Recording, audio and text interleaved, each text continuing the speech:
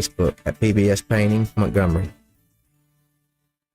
Hi, this is Bo Goodson from the Goodson Group. Selling a home in the river region in this market takes some planning and preparation to be successful. Here are some steps to take to get your home sold fast.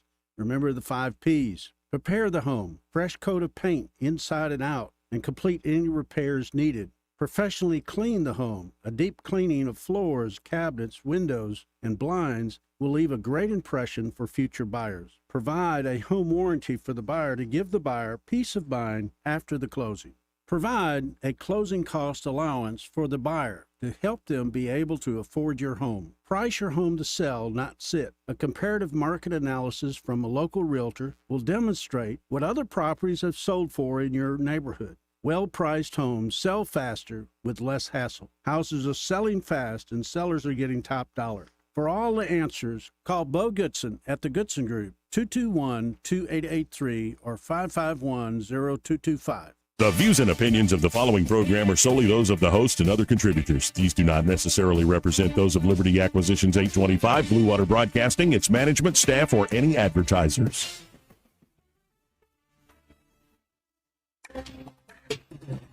It's time for Montgomery's conversational radio show. It's news and views on News Talk 93.1 FM. To join the conversation, call 272-9228.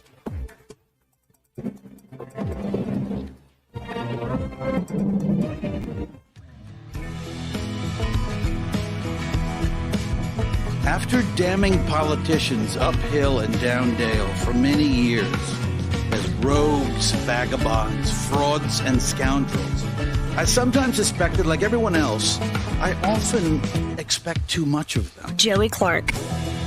Welcome into News and Views in the afternoon on a Friday. I'm your host, Joey Clark. That's why we're calling the show when we stream it online, Joey Clark Live. Real original, I know. But we are live, and that is my name.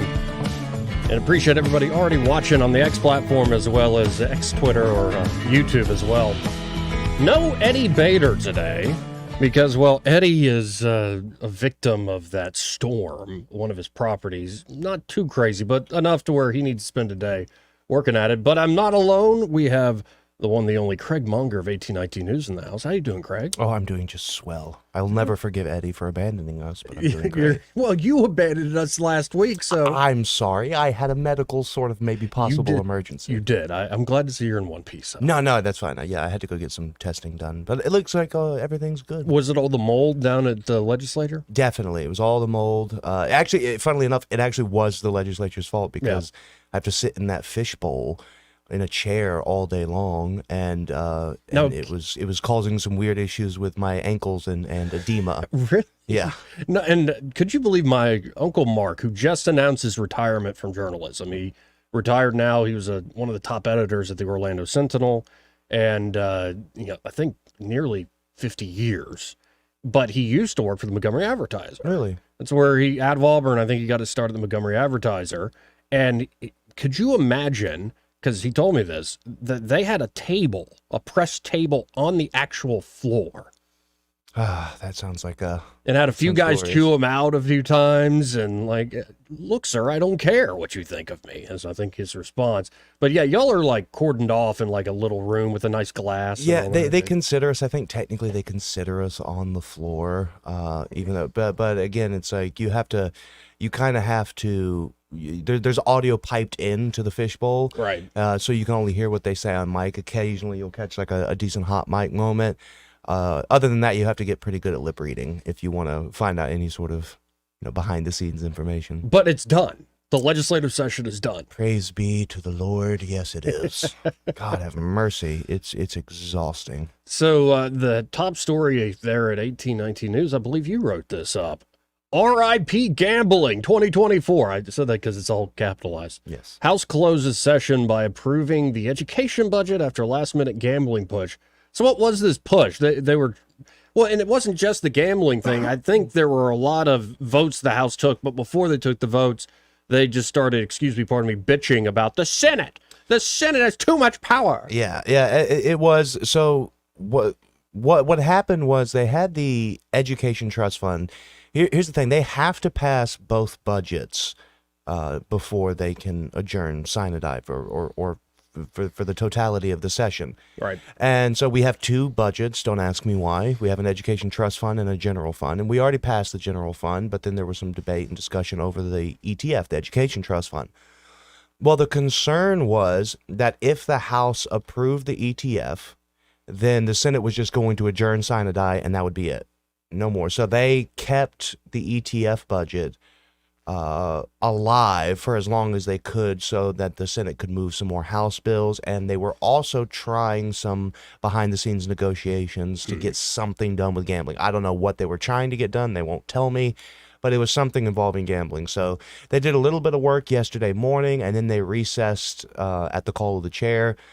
And there was some caucus meetings and some smoke-filled back room type things where they were really trying to figure out a way to get something out of this, and it just didn't happen. Now, am I correct, too, that some reporter seeing Governor Ivey the other day was like, hey, you're going to call a special session about gambling? And I think she said something like, why would I, sugar? Yeah, exactly. That's there was no the Senate held all the cards yesterday for the most part, the way that they kind of have the last little bit of session, especially with the gambling legislation. But there was some talk of lawmakers saying, hey, why don't we just not pass the budget, let time run out, and then there'll have to be a special session. Well, the problem with that is, if that were to happen, Ivey has to be the one to call the special session. Right. And she has to be the one to enumerate the reasons for that special session. And she would not, it would be crazy for her to add gaming and the budgets, because then you just have a wash, rinse, repeat. So then at that point, you could still pass legislation in a special session that the governor didn't enumerate, but it requires a 2/3 vote.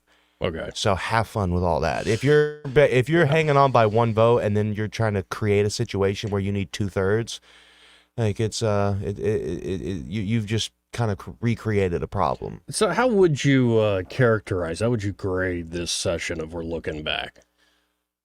Busy. We did do some, there were some good things, and there was plenty of good things that didn't get through the Senate because of the ridiculous amount of gamesmanship this session. That's something that I haven't seen in previous sessions. There's always some tension. Before you keep going, let's describe, like, to folks, we don't have to use an exact example, but what do you mean by gamesmanship? Well, just the petty squabbling. So I actually will give you a for instance. So, okay. Up in the, obviously last session, there was a whole big deal about the Birmingham Southern College bailout thing. That obviously fell through, and then this session they repealed that revolving door loan program because Birmingham Southern shut its doors for good. Well, for some reason, Roger Smitherman in the Senate had some sort of beef with Wandolin Gavan in the House over that whole debacle. And so, according to Gavan, Smitherman was holding up several of her bills, including a bill that would have made Juneteenth a state holiday, because he had some sort of bitterness against her for something involving Birmingham Southern. I don't know the details, but there's also stuff. We saw it with the Farm Center bill. Oh, yeah. Because there were some no votes that were trying to get this, as well as Alpha, who had been anti-gambling, and then there was a little bit of a pissing match, for lack of a better term, and a certain kind of measuring contest that happened. And because of that, especially over the past several weeks, there was a lot of gridlock in the House and the Senate. So bills that really could have been helpful, that would have been beneficial to the state, just kind of got put on the back burner while they did the swinging contest. Well, and we'll continue to get back to how busy it was. And there's some good things that happened in this session for certain. But it's good to remind folks that we often talk about politics, especially in media, especially if you're a party person, whatever it is, about issues. It's the issues and the content of the law that matters. But when you're an actual legislator in the legislature, often it comes down to favors and back scratching. It comes down to certain folks are roadblocks, and it has nothing to do with your bill, the content of the issue whatsoever. It has to do with you've got to assuage this one person. Yeah, or you're just trying to block something. It just gets very odious, because you'll hear, especially in the Senate, they'll just take up debate time, especially Roger Smitherman. God help me. He will just ramble on and on about nonsense for hours. just to hold up something or to try to make a point, or a lot of times just to hear himself talk, and this sort of forced gridlock. And he's frustrating. Old dog. He's been there a while. It's actually quite impressive to see him be able to stand up at that podium and talk. Just gobbledygook for sure, but to be able to talk for the length of time that he's able to is pretty impressive. And whenever he runs out of steam, Senator Singleton, the Senate Minority Leader, he's able to pick up the slack. Yeah, 2 peas in a pod there, I suppose. Oh yeah. Now, when we say busy, I suppose number one comes to my mind is the school choice bill passed this session. Yeah. Man, it's so crazy because that was so early. It almost feels like it happened last year. That's how busy this session was, because there was so much that came up, even with the IVF debacle that kind of got injected in the middle of this. It feels like almost a lifetime ago that was something that we addressed, but that was part of this session. So yeah, the school choice bill came through.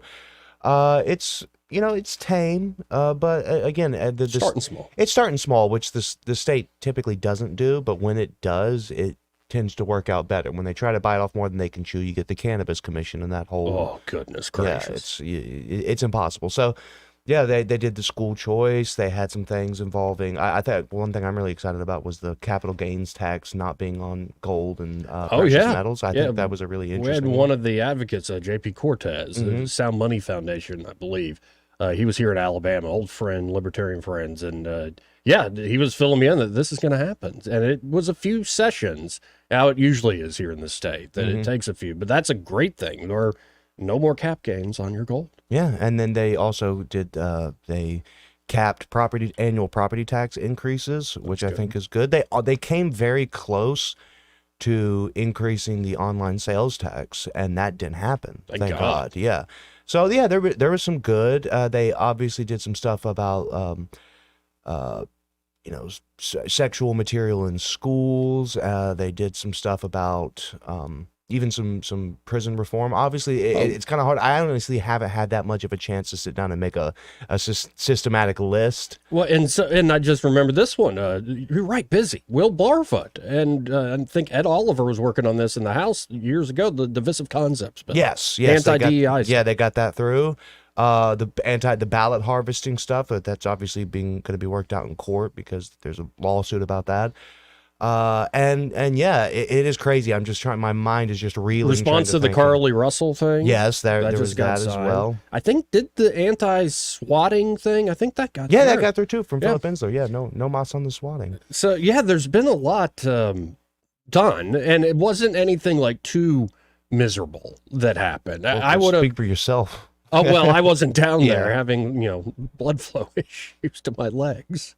Well, the rest of them have blood flow issues to the brain, so there's. It's the mold, man. Yeah, it is the mold. As long as they're in that building, they can blame it on the mold. I wonder if we'll be in the new state house by next session. They seem to be making some good progress. Well, and if the RSA can turn around a construction project that quick, just have them build everything. Seems that way. Yeah, they also kind of had a feud last night about the RSA because the Senate wanted to put, I think, what was it, $5 million into the retirement trust fund, and the conference substitute took that out, and Danny Garrett sort of explained about how that just wasn't enough. What's crazy is we fund the retirement, like retirees are funded at like $1 billion a year in the States. Like that's a lot of money to be given out. Like get a state job if you want good retirement benefits, for the love of God. Oh yeah. I had some family members like, don't touch my retirement, my benefits. Yeah. No, I'm not trying to touch your benefits. Yeah, they wanted something to what was akin to a cost of living increase, which is what we give. It is funny that everyone suffers the cost of living increase, but the only people that get systematic increases to account for that are people that work for the state, and that money comes from people that are also facing cost of living increases. Right, yeah. Seems a bit unfair. Yeah, your taxes have gone up as well as your everyday goods that you're buying out there, folks. So do personalities like tempers start to fray? Do you think, like, these guys have seen each other for a few months now? Oh, yeah. It's like, I'm tired of you. Yeah, there's they tend to keep a pretty decent mask on, especially when they're in front of the press corps, but when you're walking the halls you can see things and you hear things. And a few spots I did with Jeff Poore down there when he was doing his show, You hear things while you're Yeah. just sitting there waiting. Yeah, you hear things, and they can be pretty vicious to one another behind the scenes. But when they're in front of one another and when they're talking about one another to the press, they're always very kind, very. They always defer excessively, and it is pretty stupid. But you kind of can't blame them for it. That's what politics is being phony. And so, but yeah, you'll see occasionally. I remember this wasn't this session; it was actually last session. Speaking of Bobby Singleton. He came out of his office one day. I can't remember for the life of me what they were debating, but he was screaming and just calling people sorry MFers and this and that. Yeah, he was hot. So you catch little glimpses of that. Obviously, me and Paul Lee had a little tete-a-tete over the IVF thing. He tried to call me out in the middle of a committee meeting in his very petulant way. Yeah, he was the chair of the health committee that was hearing the IVF bill, and there was initially a public hearing planned for it, where opponents and proponents signed up to talk about why they support or why they oppose it. Well, he said that the people that called it, which was I think was it trial lawyers, I can't remember who had called for the public hearing. Well, then they said they didn't want a public hearing. Well, it's his prerogative to have or not have a public hearing. So he said, we're not having a public hearing, but I'm going to let the supporters get up and say why they did it, because he said, I gave him my word that I would talk about it. So I wrote that story, and he was none too pleased. Well, the following week, he was like, even though there was no announced public hearing, he did the same thing again, where he goes, I'm giving anyone who would like an opportunity to speak against this now a chance to do it. And he looked around, and there was no one there because, hey, guess what? He didn't call a public hearing. Right. And then he looked at me, and he goes, sir, you there with the camera, would you got something you want to say? And I was just like, I'm a journalist, Chairman Lee. So that was fun. I mean, that's the kind of pettiness they get up to. Fundamentally, a lot of these lawmakers are really kind of weenies. Yeah. And so Paul Lee being a pretty significant one. And so it is really just childish games and stuff that you see. I keep telling folks that go watch the great political documentary, the original one, Mean Girls. Mm-hmm. It pretty much sums up how politics is, especially in the state of Alabama. There's something about that. I mean, but the thing is, they're just, again, when these guys quarrel with one another, it's very petulant. It's very childlike. I mean, again, when you're, holding up someone's bills and you decide to get up there and start talking about mac and cheese just as a way to sort of filibuster, it is inherently silly. Right. So you see a lot of the silliness, and there are some people in both houses that will get behind the mic, and you cannot fathom the lack of intelligent dialogue. You just can't. I'll try to share bits and pieces of it on Twitter or whatever whenever I get it.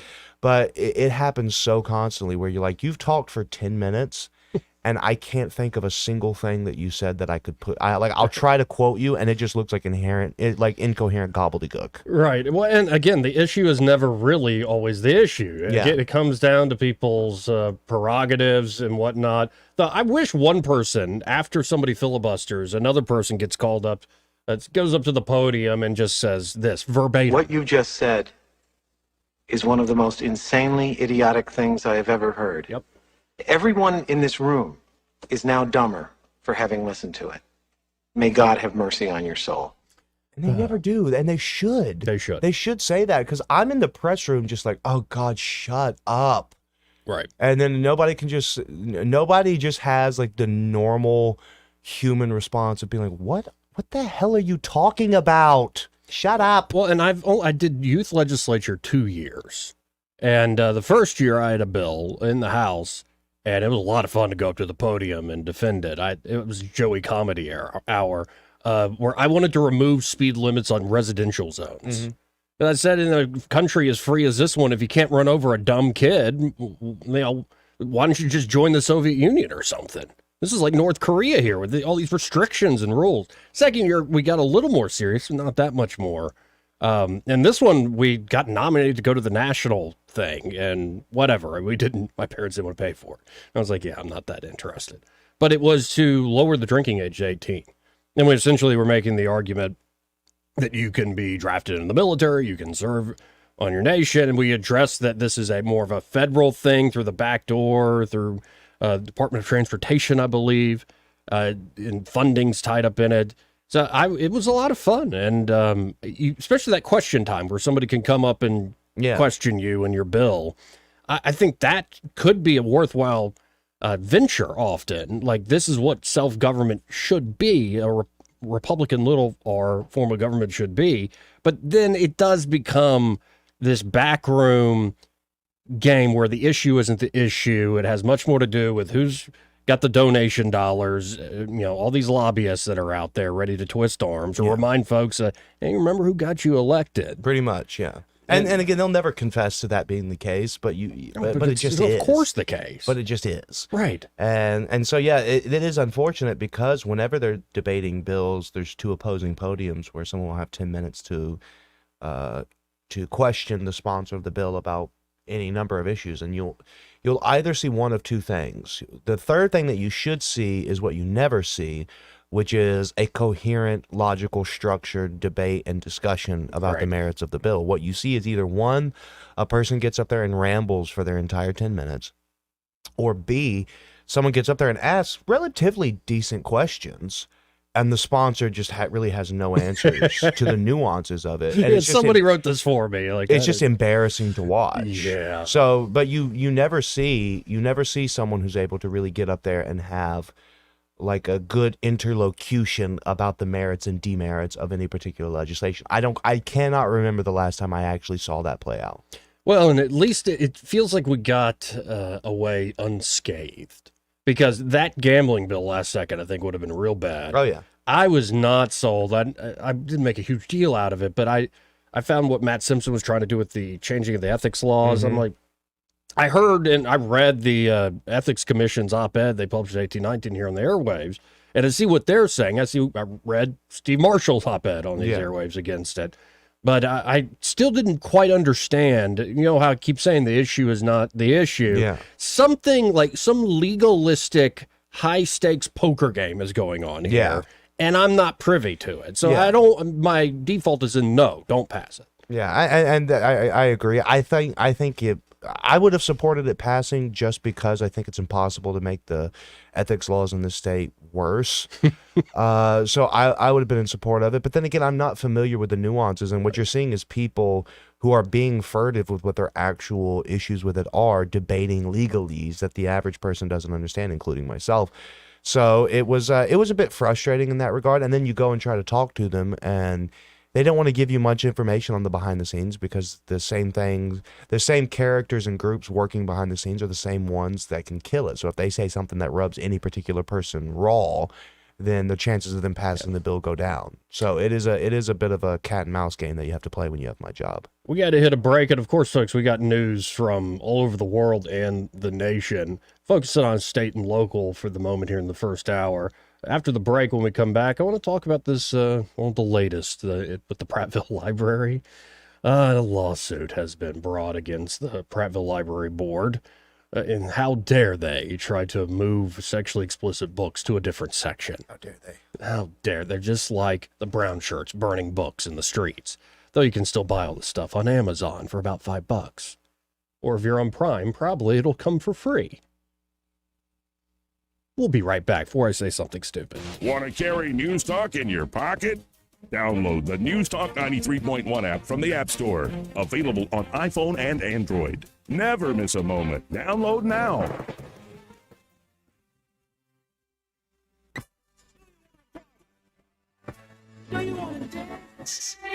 Your moment has arrived.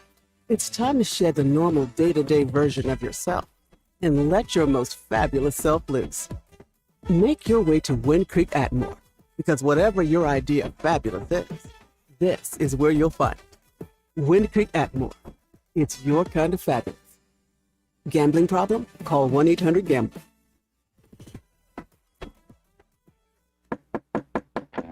Hello, everyone. Robbie Pelt with Capital City Roofing. If you think about it, your home is your biggest investment in life.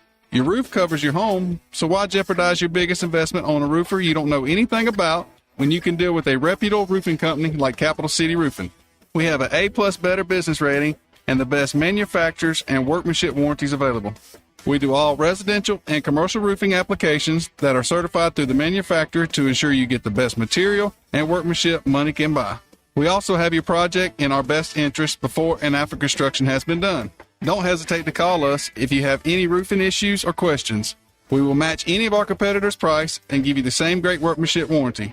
We also give free estimates. Give us a call today and let us show you the difference. 277-3311. That's 277-3311. Or you can check us out on the web at www.capitalcityroofing.com. Capital City Roofing. We capitalize the roofing industry. This is your roving reporter, and today I am talking with an elk. Hey man, Mr. Elk, I was just wondering, what do elk do to take care of their money? Well, like most smart folks, we call David Ernest. You mean Alabama's most favorite asset preservationist? That's him, man. We call him up at 334-279-7431 or 205-479-0839. I see. Yes, he is our preferred money man. The money man with the money plan. You've been paying attention. Well, could you give us those numbers one more time? 334-279-7431 or 205-479-0839. And I just want to try to give you a heads up, man. Oh, what's that? I'm not an elk. Not an elk, huh? Well then, pray tell, what are you? Knights of Columbus. I am not even going to make a comment. Well, the baby liked it. We all hear the radio ads about the IRS. They tell you to be afraid, to be scared, and they try to frighten you into calling. I'm not here to do that. Tax Relief Advocates is different. TRA is here to tell you that if you owe money to the IRS, whether it's $5,000, $50,000, or $500,000, we have a solution. It doesn't matter if you're sitting in your car, at work, or with your kids. No matter where you are, call now. 800-488-2594. Don't lose hope. TRA can eliminate or reduce what you owe to the IRS. There is zero risk to you. If we can't reduce your tax debt, then you pay nothing. Our passion is taxes and helping individuals fix their IRS problems. We have a 5-star rating on Google and an A+ with the Better Business Bureau. You don't need to be afraid of the IRS any longer. End your tax nightmare today by visiting us online at TRA.com or call 800-488-2594. That's 800-488-2594. Tax Relief Advocates. Real solutions for real people. For too long, Alabama's statewide news companies have shamed us for our conservative Christian values. Alabama deserves a news company that cherishes our culture, a company that isn't bought and paid for by the powers that be. 1819 News is that company. Run by Alabamians for Alabamians, 1819 News celebrates what is good and beautiful about our state, while exposing those who work against our values in secret. Just go to 1819news.com to learn more. Subscribe to our newsletter. That's 1819news.com. Live local talk.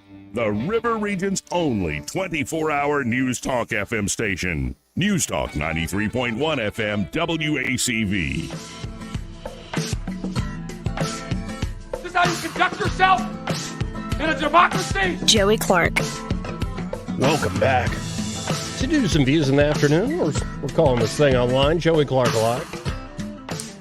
And for those tuning in online, just somehow this caught your eye. It's a humble little talk show here in Montgomery, Alabama. We ain't nothing special, but we cover a lot of topics. And one here locally, it's been going on, but it's national too. Like the trend of these fights all over the place is fascinating. Is this ongoing fight there at the Prattville Library over the sexually explicit book policies? Oh, yeah. And it really has been a heck of a saga. You maybe could write a book about it. But what's the latest in this? I think this just came out today, right? Yeah, it did. I mean, it happened yesterday, I believe. Yeah, because I wrote it yesterday. Again, the session has me just all over the place, and I'm in recovery right now. But yeah, it happened yesterday, or at least I saw it yesterday where the court filed. And yeah, they started the Prattville Library, which started the entire statewide discussion over sexually explicit children's books. They've been at the center of this, and over the past year, the entire library board has changed members. They've changed policies. They've got Laura Clark, who we know very well, as the attorney for the library board, and they've really stood up against the people that want to, show wieners to kids and teach them how to give BJs and that kind of thing. And that's literally in some literally, yeah, literally, okay. And so. So they started these policies talking about collation and weeding. There's a lot of the opponents really try to get into the semantic arguments that I can't really follow. They're not the smartest people, but they'll talk about the difference between weeding and removing and moving and whatever, and I'm not entirely sure that's relevant. But yeah, nonetheless, they filed a lawsuit in federal court saying that the restrictions that they put are unconstitutional. They also required a policy regarding library cards for people under the age of 18, that they have a specific kind of library card. They say that's unconstitutional and yada, yada, yada. So yeah, they're suing the library board in federal court, and we'll see what happens. I'm not sure the merits of the case, but it will be precedent setting in the state. It's not nothing. Yeah, here's a quote from the suit. Specifically, each policy unconstitutionally interferes with minors' rights to check out and read books and other material protected by the First Amendment, including material that is not obscene as to minors. The policies also interfere with older, more mature minors' right to read and check out material that is not obscene or harmful as to them, but that might be inappropriate for younger minors. Okay. It was kind of a poorly written lawsuit, to be honest with you. There were several times where I was reading it and I was just like, that's not you. When you get used to seeing very professionally written complaints in legalese, they look a particular way. That's why I paused and was looking askew there. Yeah, this one wasn't very well written. I don't know who did it, but yeah, it'll be it's going to be interesting, just because the problem is the people that are supportive of keeping these books in the library. The problem is they're so unpleasant. You want them to lose at everything. They're the most unlikable people that you could ever come across, and so you inherently want to root against them. But I am interested to see the merits of the case as they work out in court, and to see what the courts decide. I'm simply baffled that it's at this point. Yeah, I mean, it is. You think there would be some sort of reasonable compromise, but Right. there isn't. There's not. It's not possible when you have such contradictory worldviews in opposition to one another. There really is no compromise. If you think that the books that they've brought up, which you could pick any number of them, if you think they're appropriate with children, for children, then you are operating at a fundamentally different level of ontological observation than everyone else. Right. Well, and also in this day and age, we are still free to propagandize and put out books of whatever persuasion for the most part. And you're free to do that. But the question over what should be curated within a public institution and a public library, I don't think it should be decided by me. It should be decided by what you would ideally hope the folks of Prattville who pay for the thing. So yeah, we'll see where it goes. if you're going to do the whole representative government thing, then do it. Let it happen. If people are voting against the wishes of their populace, then they can be voted out. That's how it's supposed to work. Now, you can quibble with that form of government, and I do, but that's what we have, and you can't just bitch and moan every time it doesn't go your way. Well, and I think also freedom breathes when we get more local, and where Prattville's library might have a different standard than say in Madison County. Oh, of course, yeah. And that's kind of the point of local governance, is there's going to be variety around not just the state, but I really could give a damn what they want to teach their kids in Seattle. Yeah. For instance, God bless the people of Seattle, but it's not up to me. And I don't know why everything under the sun has to be a national political issue. I think it's what's tearing us apart. We forget, again, it's not about the issue of right in front of us. Like, you're part of a community. What are the standards of that community going to be? It becomes this thing that you really don't have much control over because it's pushed by national media outlets that good luck trying to change what they're doing. And so it ends up being a fight that I think divides communities more than it actually is about self-government at a local level. But we'll see where it goes. Honestly, I haven't been to a library and I can't remember how long. Yeah. Turns out they sell those things online. Yeah. I've been working my way through Human Smoke by Nicholson Baker. Really? Never read it. Hardcore. Oof. Well, and it's like little excerpts, like sometimes just 200 words, sometimes just a full page, but the most has been a full page. And it's started in World War I. It's a slow buildup to where even there's one that kind of blew my hair back. It said in 1930 something at the Maxwell Field airfield, they were teaching young people to young recruits, here's what we do with our bombing missions. And it was about essentially destroying civilian infrastructure. So it was like, the book is chilling. There's quotes of Churchill talking about, drop mustard gas on people in Sudan. And I experienced mustard gas. It's not a big deal when he knew it was a big deal. Yeah.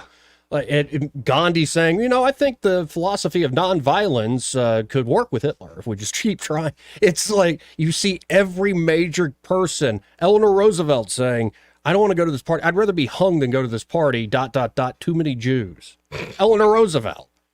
Now, she does come around and she pleads later for FDR to let in more Jewish refugees, and FDR declines. He just doesn't even say it. He doesn't approve it, and he doesn't say anything to the press. Yeah. It's just an eye-opening moment. It's really fascinating that most people don't understand at the time that the information that was coming out about the final solution and what Hitler was actually doing with the Jewish population in Europe, a lot of people didn't, even though that information was coming in, they didn't want that to be made public because they were afraid of losing support in World War II if it looked like it was a war to defend the Jews. Right. And it's just, it's a messy piece of history. Yeah, really messy. And it opens your eyes to how, well, maybe things in the past aren't Marvel movies or like comic book superheroes. Could be how you think how messy the world is today when you look at the news. Yeah, it's that way, if not worse back then. So have some hope, folks. Have some hope. Let's go to line one. You're on there. Who's this? Red Top. And yes, it seems like we're getting absolutely damn nowhere. And even going in a weirder direction. And, and this stuff with the library board, gosh, anybody can sue for anything. It's just beyond belief how many issues courts take up. It seems like they ain't got no business being in. You know what I mean? Well, that's where we're at. Yep. It sure is where we're at, nationally, locally, everything. Now, one thing I saw yesterday on NCD News was John Fetterman's interview about Joe Biden and him in holding back the weapons. It was stunning how good it was. Surprised the hell out of me. Have you seen it, Joey? I didn't see that particular one, but I know Fetterman's been a big surprise on this issue and many others. He almost, as far as a rock rib conservative might be concerned, he might be better than Dr. Oz ever would have been, which is crazy to think. I know, and I'm starting to feel that way, but you ought to try to pull it up. It's I think it's from the Capitol Report on NTD News. He was the most logical I've ever seen the man. Second of all, I hate to see Lanier close in a way because that's the first gig the band Bosch played was in Lanier Auditorium. It was on Poets' Day in May of 1973. And it was a packed house. I don't know if you've ever been in Lanier Auditorium. It's pretty big, and it's a really good auditorium. You ever been in there, Joey? No. Well, maybe. I don't know. I'm having weird basketball camp flashbacks, but maybe. Yes, and I'm not talking about the gym. I'm talking about the auditorium. Yeah, I don't quite remember. Oh, man, it was huge. It seated 700-800 people. So the first gig we played was at 8 o'clock in the morning at Lanier Auditorium. You know how much damn fun that was for a musician. Right. And thirdly, Joey, on the cryptocurrency, big legislation going through in D.C. because the Biden administration put up some new regulations Congress did not approve about posting all holdings of cryptocurrency in their holdings. Yeah, did you hear the beginning of the show yesterday? I think I called Biden a stupid old man like 100 times in 20 minutes. It was not very coherent. I was pissed about this, but it's great to see Republicans, number one, but even a lot of Democrats going, crypto's the future, which at least foster this new tech. And it's great to see the pushback against Biden and the awful SEC. Yes, and it's called custody, isn't it?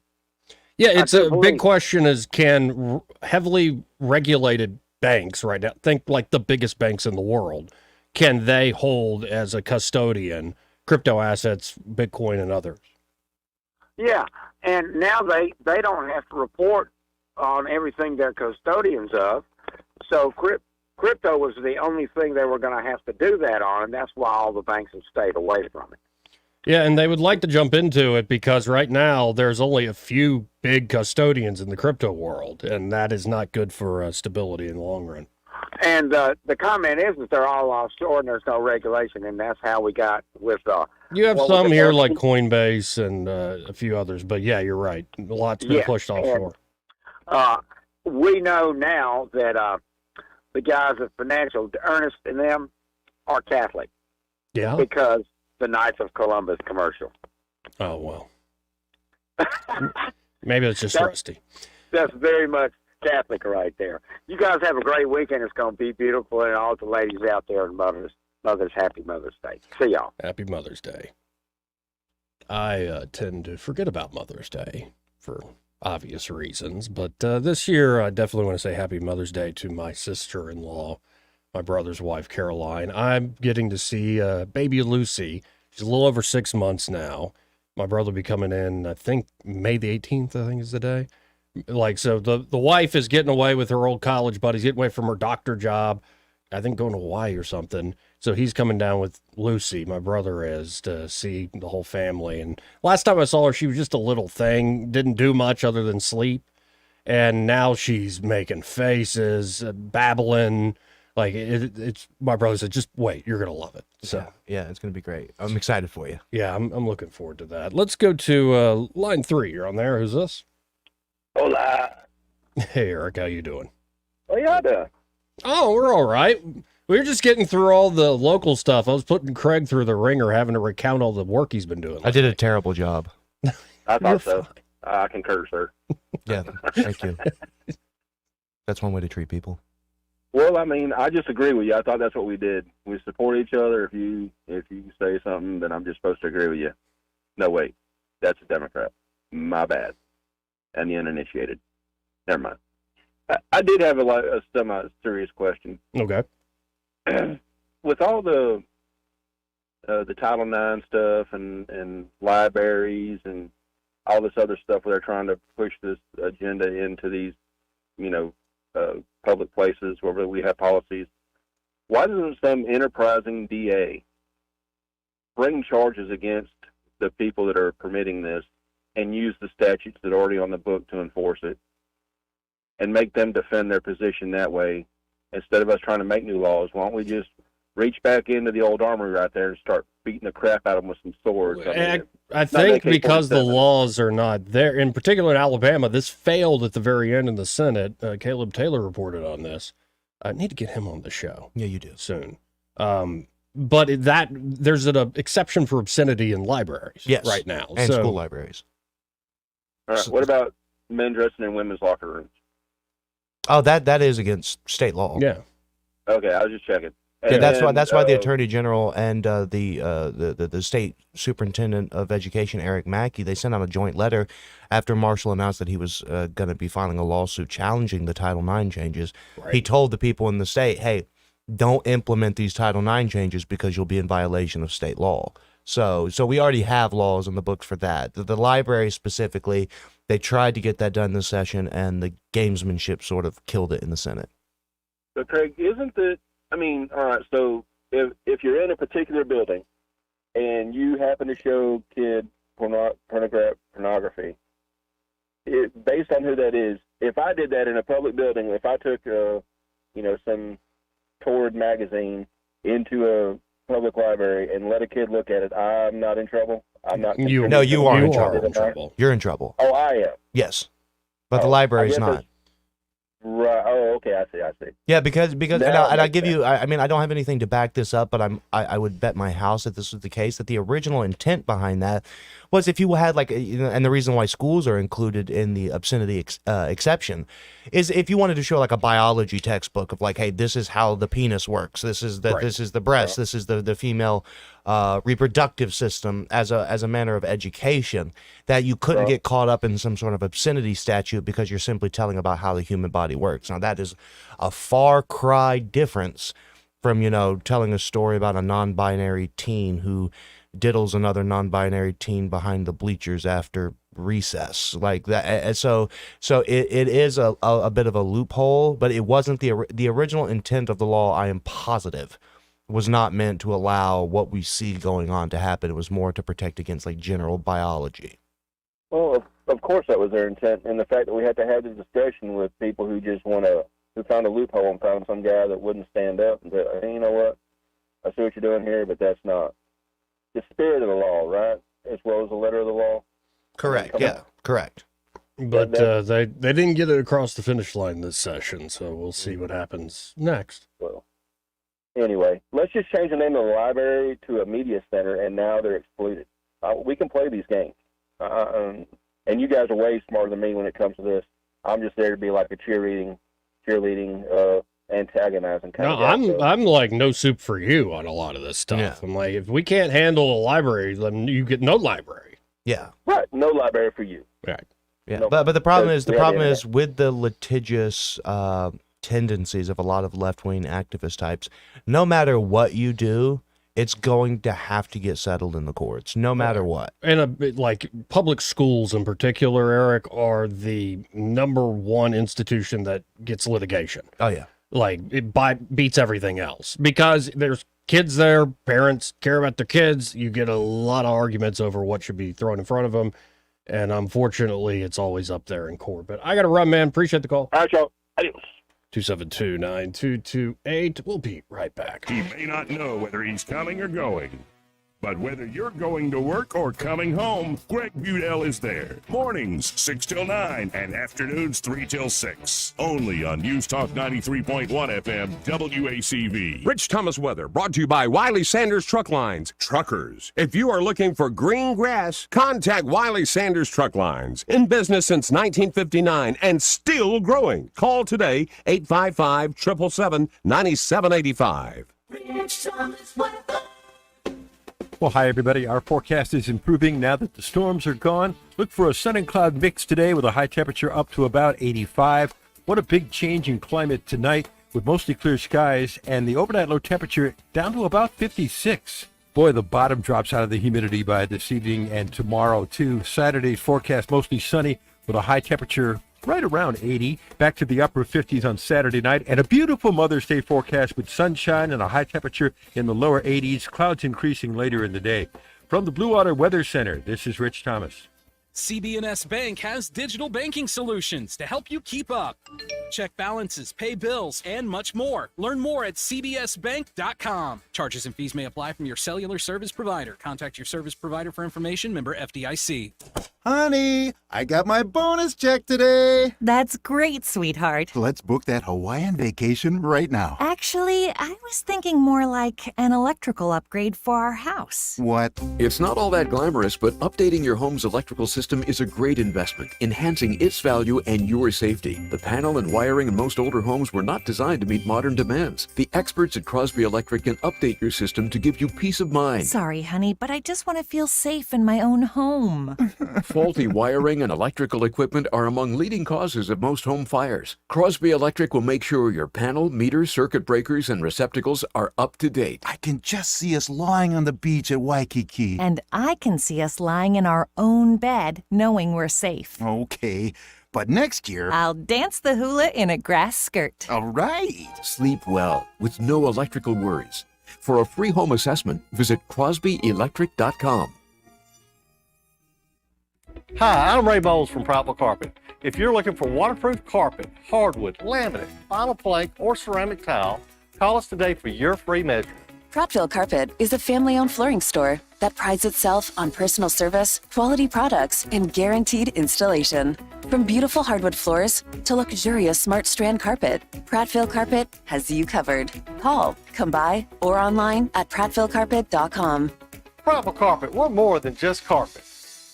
Get Memorial Day savings all month at Lexus of Montgomery. Like the new 2024 Lexus IS 350, now just $453 a month. New Lexus IS 300, only $463 a month. Luxury doesn't have to be out of your budget. And with Memorial Day savings all month, there's never been a better time to drive a new Lexus. Memorial Day savings ends soon, so rush to Lexus of Montgomery, part of the Sutherland Automotive Group. VIN number R507718.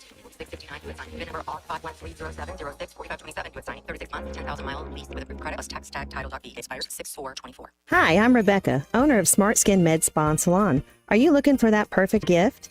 Get that special someone a gift certificate to use on the services they love. Smart Skin Med Spa and Salon, the only salon, med spa, and day spa located in the heart of downtown Prattville. In Alabama, more than 200,000 of our friends and neighbors are living without health coverage. Often folks can't stay healthy enough to keep their jobs. We need to fix this. Contact Governor Kay Ivey and let her know. Now is the time to close the coverage gap and cover Alabama. Paid for by the American Cancer Society Cancer Action Network. It's time to butter up with Biscuits Baseball. Join us to celebrate 20 years of Biscuits with a fun summer of baseball at Riverwalk Stadium in 2024. For tickets and more information, visit biscuitsbaseball.com or call the box office at 323-BALL. Butter up.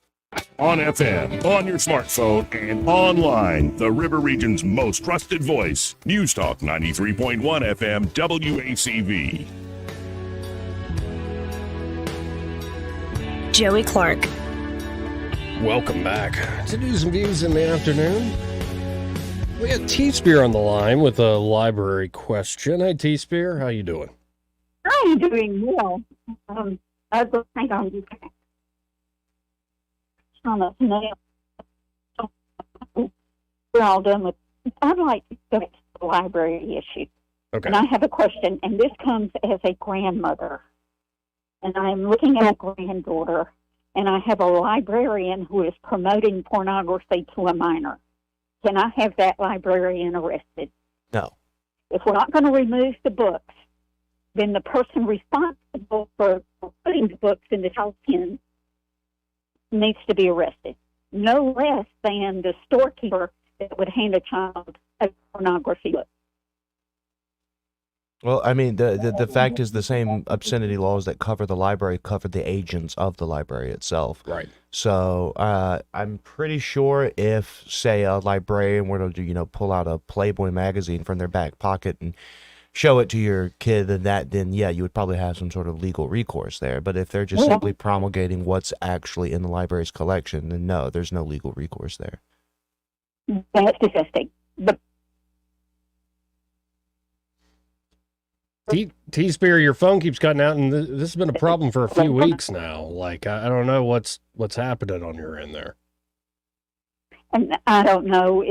It's given me a lot of headaches all over there. But I was just questioning it, that the librarian is promoting pornography, then why is the librarian not able to be arrested? Why are the parents not able to have the librarian arrested? Because state law, when it exempts libraries from the obscenity laws that would, like I said, create a legal recourse for someone to be arrested, the library and the agents of the library are protected under that law. Now, they attempted to address that this session, but as Joey pointed out, it didn't go through. Yeah. Then we need to go back and we need to look at the person who promoted that legislation. And that person needs to be held accountable. And we may not ever be able to hold them elected or officially accountable or legally accountable. But every person that knows that individual needs to let them know just what they think of that person. Well, that law has been in place for a very, very long time, and like I said, I don't know. Honestly, the person who crafted that is likely dead. It's that old of a law, but again, I believe it was put in there with the best of intentions for, like I said, like biology textbooks. Now, if you want to be mad at someone right now, the person to be mad at is the individuals in the Senate who did not pass the bill that would have cleared that up. That's who you need to have beef with more than anything. On T-Spear, I need to run. Appreciate the call, though. Appreciate it. Fix your phone. Fix your phone. Yeah, fix your phone. Get a new one. You can trade them in at the Verizon But store. she's a legacy caller. She's been calling since before I started working here 12, 13 years ago. So she probably hasn't upgraded phones in a hot minute. No, it's a recent problem. I don't know what the deal is. It just drives me nuts. Anyway, this part of the program before we hit the top of the hour is brought to you by Pest Pro Services, and there at Pest Pro, Ashley and her fantastic team are ready to help you out with any of your potential pest control problems. And when it comes to this time of the year, there are a lot of potential pest control problems. Termites, they're swarming. There have been reports of termite swarms all over the area. You might think, well, I'm good. I'm just going to risk it. You're being dumb. Don't be dumb. But here's the deal. Homeowners insurance doesn't cover termite treatment, okay? But it also doesn't cover termite damage. And termite damage is a lot more expensive to fix than it is to get a treatment done. you should call Pest Pro Services, have them come out, inspect for termites. They can literally lay down bait. So if termites ever get near your humble abode, they can, get them out and take care of those little things. Of course, though, if you got fire ant problems, wasp problems, God forbid, mosquitoes, if you actually want to enjoy your front porch, back porch, Pest Pro Services can help you with all of that. So call them today, 265-9990. That's 265-9990. Or you can always go to ppsriverregion.com or just search Pest Pro Services on the Book of Faces. When you want to know, call a pro, Pest Pro Services. And be sure to tell Ashley and that great team that Joey and that fellow on the radio sent you. Broadcasting from the Riverside Chevrolet Master Control Center, this is WACV Cusada, News Talk 93.1 FM. When it's Chevy, it's Riverside. With SRN News, I'm John Scott. The UN General Assembly voted by a wide margin to grant new rights and privileges to Palestine and called on the Security Council to favorably reconsider its request to become the 194th member of the United Nations. The United States among the 9 countries voting against it, along with Israel. Police have made more than 40 arrests as pro-Palestinian protest encampments were dismantled at the University of Pennsylvania and the Massachusetts Institute of Technology. The move came hours after police tear-gassed protesters and took down a similar encampment at the University of Arizona. MIT says 10 students were arrested at its campus in Cambridge. The Dow had 79 points, but the NASDAQ down 34 points. This is SRN News. Donald Trump's indictment proves that saving America is not going to be easy. There are entrenched powers that are fighting this with everything they've got. They want to keep control over the country, the narrative, and the nation's money supply. Hi, I'm Lance Wallnau. I'm a news analyst, a Christian author, an evangelical leader. I speak to millions of people every week, people just like you. You see, what the elites are doing is using inflation and government handouts and now central bank digital currencies to determine how they're going to control America. And that's why I recommend all Christians start a gold IRA from the Birch Gold Group, because physical precious metals are one of the few ways you can maintain control over your own savings. To get a free info kit on gold IRAs, text the word faith to 989898. Birch Gold Group is the only gold company I trust. Get their free info kit and you'll see why a gold IRA can help you.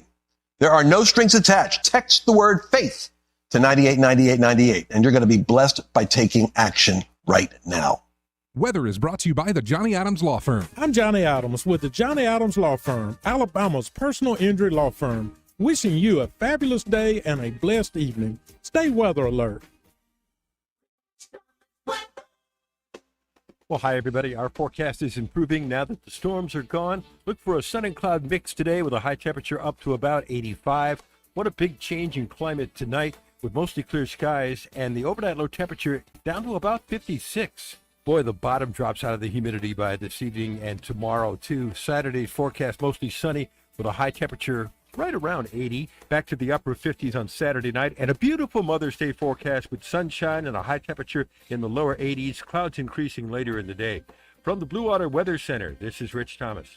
Web Bobo with Capital Tractor. Make this spring your most productive yet with our package deal on Kubota's L2501 DT tractor with front loader, 5-foot cutter and box blade, and 20-foot trailer at special spring savings. Kubota and Capital Tractor, Montgomery, Brundage, and Greenville.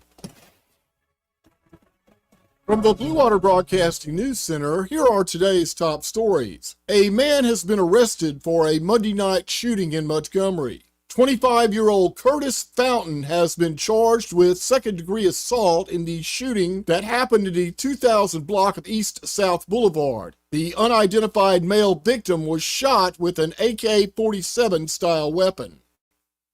Alabama became the second state in the nation to ban lab-grown meat after Governor Kay Ivey signed a bill prohibiting and providing criminal penalties for anyone who sells, manufactures, or distributes lab-grown meat. Also referred to as cultured meat or Franken meat, lab-grown meat is made from animal stem cells. Montgomery police have arrested a man in connection to an April homicide. 18-year-old Keshar Henderson is charged with capital murder in the shooting death of 52-year-old Christopher Manuel. The shooting happened on the night of April 7th in the 4700 block of Mobile Highway.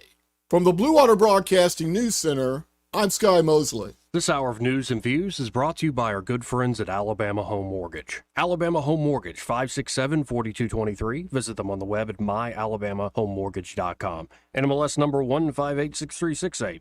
An equal housing lender. Make 2024 the year you break away from the chain stores and join us here at Adams Drugs. We value your business and want to provide you the best customer service at the lowest possible price. We've been serving up excellent customer service here in the River region for over 62 years. I made the swap to Adams Drugs and I couldn't be happier. Having a job and then getting 3 kids to all of their activities keeps me busy. I don't have an hour to waste waiting on a prescription. At Adams, they know me and my family. I get in and out in minutes, and when I can't get by Adams, they'll bring the prescription right to my door. What are you waiting for? Come in to Adams Drugs and let us earn your business. Our friendly and personal staff will talk with you and answer any questions you may have about your prescriptions. Your satisfaction is our #1 goal. Visit us at adamsdrugs.net for the location nearest to you. Adams Drugs is your local independent Health Mart pharmacy. Health Mart, taking the time to listen and care.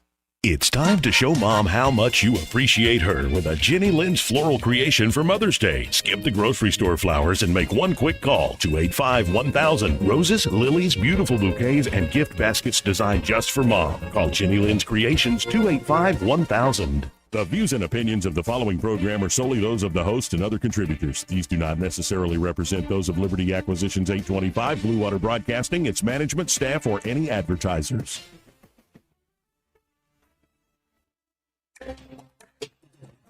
It's time for Montgomery's conversational radio show. It's news and views on News Talk 93.1 FM. To join the conversation, call 272-9228.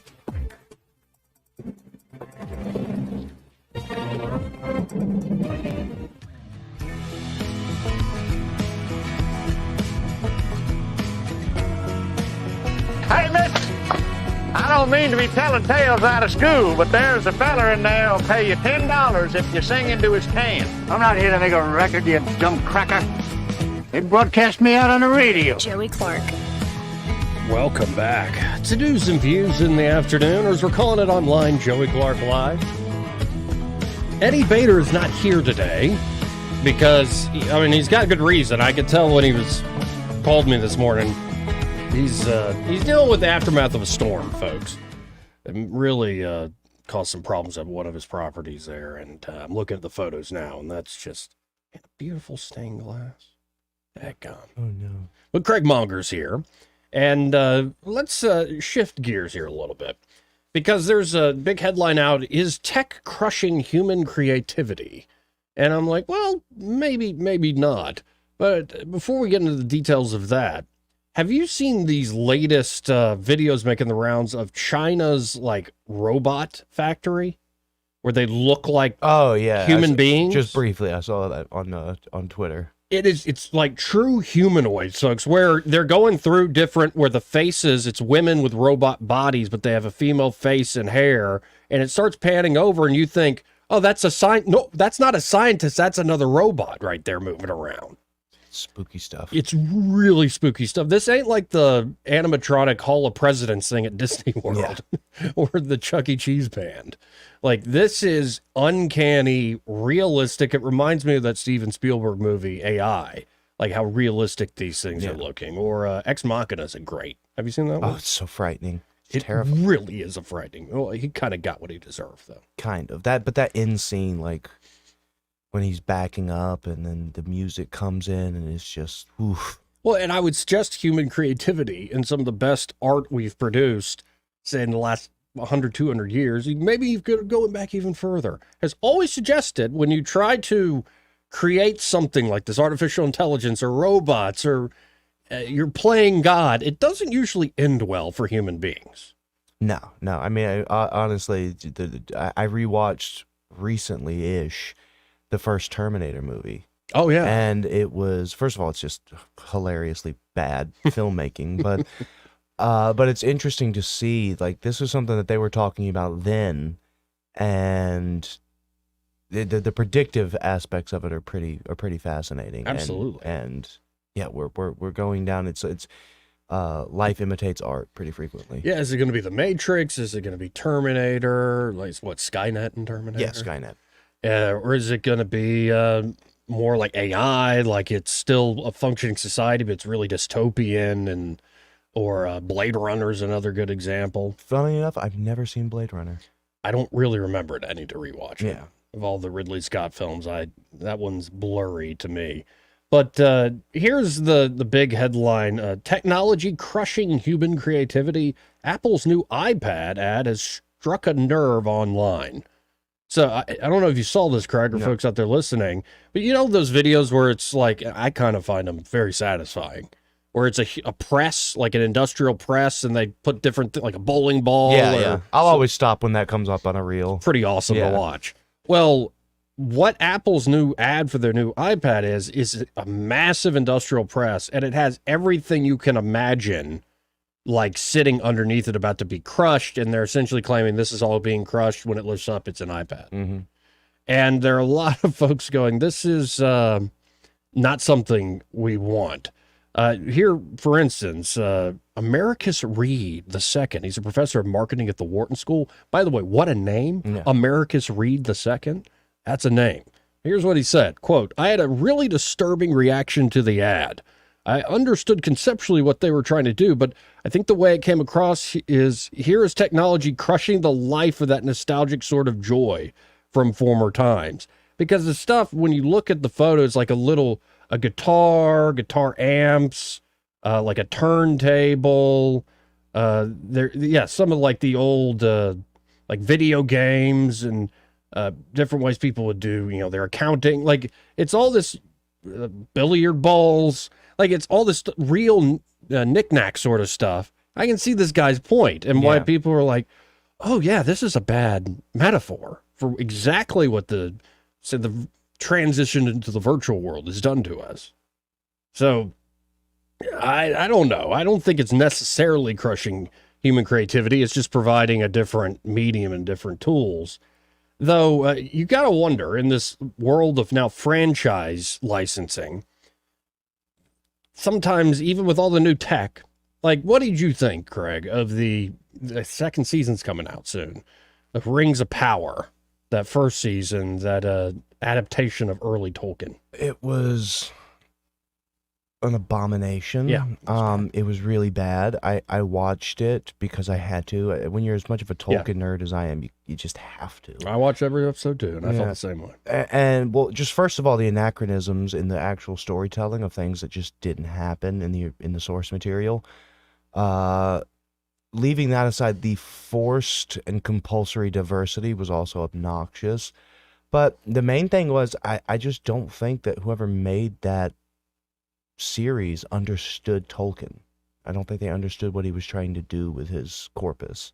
And so, yeah, I'm going to watch the second season because, again, the same reason. Even though I knew the first one was going to stink, I watched it anyway. I'll do the same thing to the second one, and I'll rage watch the whole thing. But, it's like, so I've heard people talk. I haven't seen it because I didn't play the Fallout games, but I've heard that the new Fallout series that's out is really doing very well with the fan base because they stood true to the source material. Okay. And so it seems like that is what is successful when you stay true to the source material.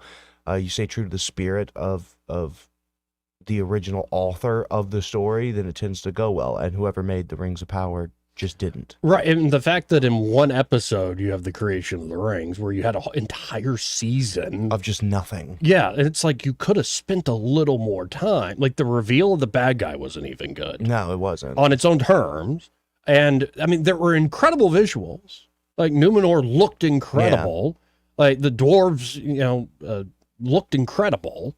But the actual development was all over the place. It looked like some kids got a hold of Granddaddy's collection and were like playing action figures. And I'm like, this is not how Lord of the Rings should be treated.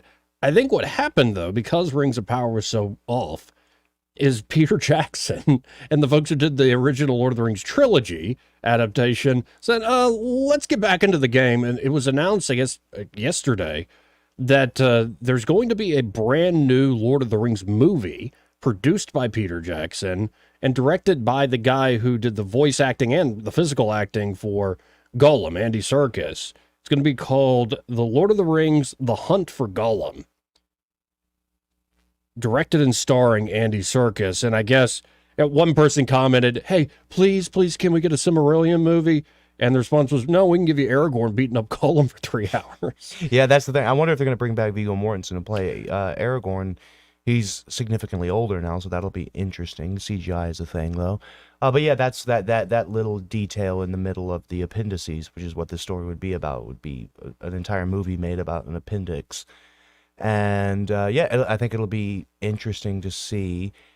Peter Jackson did something interesting with the Hobbit series. I'm not a huge fan of it. It was all right. But should have been 2 movies. Yeah, it should have been 2 movies. But also for me, it was the biggest problem with that wasn't the storytelling, because the details of the storytelling were pretty accurate about what Gandalf was doing whenever he was in between his breaks with the Dwarven Fellowship. So I thought that was good. My main problem was just the CGI. The thing felt weightless. It felt intangible. I think people rely too much on CGI these days with films, as opposed to the original Lord of the Rings trilogy, where they had to really go and do the legwork with the costumes because the technology didn't exist. And the CGI that they did use, they created specifically for that movie, which is why it's so important when it comes to the history of films. The Lord of the Rings is one of the most significant ones. Yeah, the mix of practical effects with digital. In fact, the second Dune did it beautifully. I haven't seen the second one. I think you can rent it now on streaming. I saw it in theaters, and I thought it was one of the better sci-fi movies I've seen. That's what I've heard. I've heard that pretty ubiquitously. And it's because, of course, in Dune you have the giant sandworms. You're like, this is going to be a CGI monstrosity. No, it comes across as very photorealistic and engaging, and so much of the big scenes don't seem just like a computer made it. Of course, there's a lot of CGI in there, but they did a pretty genius job of putting it all together. So there are folks wondering if this movie's going to end up like the Star Wars story Solo, which was just all right, not that great. Or could it be more like a Rogue One, which is a pretty good movie in its own right? But we'll see. I just don't love the franchise licensing that leads to all these weird rabbit holes. And I guess as fans we're hooked, but it's also like, can't we have a coherent story told? Not just keep going back to the bank. Yeah. I mean, I agree. There's all the offshoots of every little thing that come out. I mean, I have not kept up with the Star Wars universe ever since their revamp of it with the Force Awakens. I just stopped after that. Force Awakens was intriguing. Yeah. The Last Jedi was like, it's kind of a cool action movie, but what the heck is this? It makes no sense. This isn't even Star Wars. And then the last one, Rise of Skywalker or whatever, was just an absolute mess. Yeah. Absolute mess. And I really hope they don't do that. They kind of did do it with the Rings of Power, where they're trying to do all these offshoots. And again, a Silmarillion film would be fantastic. Yeah, it'd be awesome. But the problem is the Tolkien estate isn't going to give up the rights to that, and they haven't yet. Or they need to find the right people if we're gonna do the whole saga of Melkor and all that. Yeah.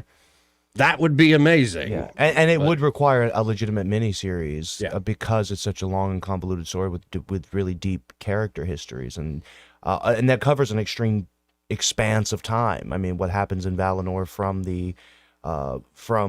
Iluvatar creating and teaching the Valar to sing the world into existence, and then obviously Melkor singing his discord into it, and then that creates everything, and then Melkor obviously steals him and Ungoliant steal the light from the 2 trees of Valinor. This whole big thing, and obviously you have the Great War, and you have. I would love. The only reason I want to see a Silmarillion series is because I want to see Encalagon the Black on the screen. This massive dragon. Right. Go look up, those listening. Go Google artistic renditions of Encalagon the Black. It is shockingly breathtaking how terrifying. Eddie's actually texted me saying, "Shut up, nerds." You shut up, Eddie. Let's go to line 1. You're on there. Who's this?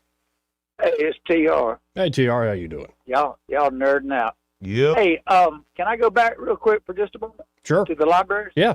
I just, when I was growing up, you'd go to the library and there'd be a woman sitting back there by herself, the librarian. You never would have thought their places are full of a bunch of freaks. You know what I mean? That'd be the last place you think there'd be perverts. Well, yeah, depends. This is not a joke. In all seriousness, it seems to be that where kids are, the perverts will put themselves in that place. Yeah, that's. Yeah, I understand that, but I mean, I just never. Just looking back, I never would have guessed it had been librarians. You know what I mean?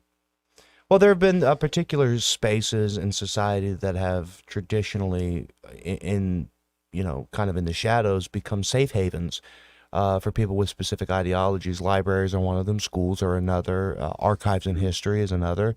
So this has been happening for decades, where certain subsects of society have sort of organically become safe havens for the wokies. All right. Well, I was just got thinking about it. It's just kind of bizarre. All right. Enjoying the show, you guys. Appreciate it, man. 272-9228. News that broke this morning. This makes me murderous. Like, when ISIS was storming around Iraq and destroying artifacts and monuments that were thousands of years old, it's that sort of iconoclasm that you're destroying something you could never recreate. That just, it makes me murderous. Well, we have an example of that from protesters that are part of the organization called Just Stop Oil. Just Stop Oil. These actually look like pretty old people. This isn't just the young college kids feeling their oats, so to speak. Though some of that stuff has been heinous, what they've been trying to do with the historic paintings and whatnot. But how about we go away from like the Mona Lisa or something like that to, well, the Magna Carta. Ugh. Here's the video. It's an older couple kind of looking down, and the Magna Carta is housed in a pretty big glass container, folks. And it looks like an old, lovely older couple. They're just kind of looking down at it. Look at that. And so essentially they have a pick or like they're trying to wedge this thing with a hammer and break the glass. Stress it to break it enough. What? And why are people just filming this? I would drop that old broad like a sack of potatoes. Like, what? Where's the people that run the museum? Yeah. Do they get through? I haven't seen this. Is about the rule of Yes, law can you come to... and standing up against an Yes, I'm abuse of receiving power. Our government is Can you breaking come to Magna its Carta, own please? laws. Christian, Yes, I yes, am can you come to... compelled to do all that I can Can you stop doing that, please? Stop filming, please, eh? to Can you stop doing that? alleviate the appalling suffering that's come to coming Magna down Carta, the over, line please. and is here already. Can you stop doing Whatever that, it please? takes, Can whatever you the stop filming, cost. please? Can you stop doing that? So, Eat some jam, you old bag. Go make some tea. Just stop oil. I just want to say that I'm going to do everything that I need possible to stop the tragedies of the climate crisis. Shut up. And so what does the Magna Carta have? What does the Magna Carta ever have to do? People don't respect Jack anymore. It's unreal. Right. And the government's breaking the law. Okay, let's get rid of oil. You ready for billions to be dead? Yeah. Like billions that would never have been born? The elitism of the anti-oil movement is so hilarious to me, because it's like, yes, I know that the West, Britain, Europe, America, we've spent the past century skyrocketing in advancement, specifically due to the use and utilization of oil. But now that we've developed this Western opulence, and now all of these other countries that are so far behind us are now advancing at a similar speed, because they have things like refineries or the ability to import oil in order to have energy and efficiency and economic development. Right. Now the opulent Western white ladies are like, no, we want to kill this and literally murder millions of people in these impoverished countries. Yeah, it's just That's nuts. Yeah. I guess they got the attention they wanted. Yeah, I don't think it's a very effective thing to do. Old British lady or not, if I saw you attempting to annihilate such a important historical document like that, I would crack you in the nose so hard. I would bloody your old British lady lip. I would headbutt you into another dimension.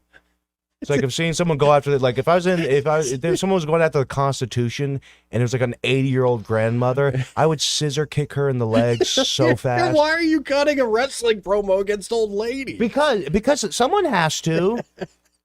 There's just people sitting around filming. What if they would have actually? I don't know what the security is like. You wouldn't have to do all that stuff. You could probably just like blow out on them and they'll fall over. No, a statement needs to be made. You need to Leonidas kick her right in the sternum. Just send her back and be like, go make some tea, broad. No, it's heinous. It's so heinous. Absolutely heinous. You know, it reminded me when I saw that. It reminded me of this story during the Greek. What was it? The 1821 during the Greek Revolution. Mm-hmm. Where the Turks were held up in the Parthenon and there was a gunfight going on. Well, the Turks ran out of ammunition. And so the Turks began breaking down the metal clasps around the statues and the pillars of the Parthenon in order to make bullets. You know what the Greeks did? They offered to give them ammunition as long as they would stop destroying the Parthenon. Wow. It's like having an amount of reverence and respect for history that is, and the historical artifacts, that is something that is lost when you see these people like trying to throw paint on the Mona Lisa, trying to like this crack open the Magna Carta, going over these really historical paintings and trying to demolish them to make a point. It's like you're not making a point, you're just showing your irreverence for a noble history of human existence. Well, and you're also just acting like a child at the end of the day. I don't care how old you are, lady.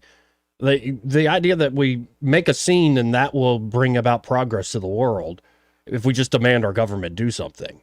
And that's all the rage here in America, too. Well, just demand the government do something, and then, it'll be sunshine and lollipops. Yeah, it's almost like what you see in these campus protests going on because of Israel and Palestine, the conflict there.